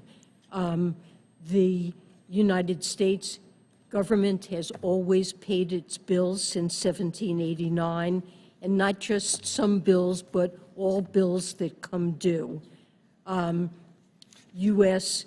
treasuries are the safest asset in the entire financial system, and the U.S. dollar serves as the reserve currency. If there is a thought that Congress would allow the United States to default on its payments that it has to make, that will call into question the safety of these assets and potentially lead to a financial crisis. And if we got to the day when we're not able to make our payments and somehow we have to no longer make good on our obligations to Social Security recipients and veterans and the military and to all this providers. And I apologize, with limited time. And interest rates will spike. We saw that in It'll be painful. 2011. And So let me just ask a follow-up question. We were downgraded, and that was a hit to the interest rates that all Americans Right, have as to someone pay. once said, if we don't learn from history, we're going to repeat it. We saw it in 2013. We talked yesterday, we had a markup on this idea of prioritization, paying some of our bills, not all of our bills. Does paying some of our bills, A, is it feasible? And even if it was, would that still result in default? It's still a default because I think most Americans would think, and most people in financial markets would feel that a country has obligations, and they're looking to see if the country meet the obligations it has. Not some of the obligations, but all of the obligations. Great. And my last comment is thank you. In the Inflation Reduction Act, my legislation on sustainable aviation fuel was a part of what is the greatest investment we've ever made in addressing climate change. I look forward to working with you and your department, making sure that we get that in place so that America can lead the way in sustainable Thank you. aviation We're working hard I on yield that. back. Thank you. The gentleman from California is recognized. Thank you, Mr. Chairman. Thank you, Madam Secretary. It seems that right now you have policymakers trying to bring about a managed slowdown of our economy, and you have investors trying to figure out if the economy is going to have a hard landing or a soft landing. But also, it seems because the economy is so stubbornly successful right now, we're trying to figure out if the economy is going to land at all. And so that's because the American economy right now is strong for a number of factors. And consumers and firms especially in major economies, they're in good financial health. Yes. But the acceleration of our economy means that the recession may not be imminent, is what we're seeing right now. So despite some of the complaints that we're hearing, it seems that we do still have to figure out a way to slow down the economy by bringing down inflation so that we can bring down inflation. And we have to figure out, does that mean, do we raise interest rates to get inflation to that 2% target? Now, as you know, when you talk about rate adjustments and when they're made, there are long and variable lags for which and how they work. But experts are thinking that the previous interest rates that were just made, they might have been already played out. So looking forward now, where do we go? Do we accept this continued inflation, or do we have to continue to raise interest rates for a second year in a row? And if we raise those rates, what is appropriate, Madam Secretary? So, this is a matter we leave up to the best judgment of the independent Federal Reserve. Having worn that hat in a prior life, I know that the kinds of judgments you're asking me to make are very difficult ones and require tremendously careful analysis of the economy, what's playing out, and how monetary policy operates. I know that my colleagues at the Fed are engaged in these discussions every day and want to do the best they can. They're clearly committed to bringing inflation back to their 2% target. Okay, thank They you. also have a commitment to... Thank you. I got a minute left, and it's your last minute. I'm going to make it real quick. What should our long-term goals be, Madam Secretary, when it comes to our debt? That we have a sustainable fiscal trajectory. And to me, the single best metric is real net interest burden of the debt. And that's something we've focused on carefully in this budget. Historically, it's been at or a little bit above 1%. And if you look at the budget with the deficit reduction it contains, we keep the real net interest burden as a share of GDP right around 1%. So to me, that is a sustainable budget path, and it's one I use to evaluate fiscal sustainability. Thank you, Madam Secretary. Mr. Chairman, I yield back. Thank you. Thank you. Madam Secretary, thank you for your testimony. Sorry we went 12 minutes over, but we appreciate that you stayed for all of it. Please be advised that members have 2 weeks to submit written questions to be answered later in writing. Those questions and your answers will be made part of the formal hearing record. With that, the committee stands adjourned.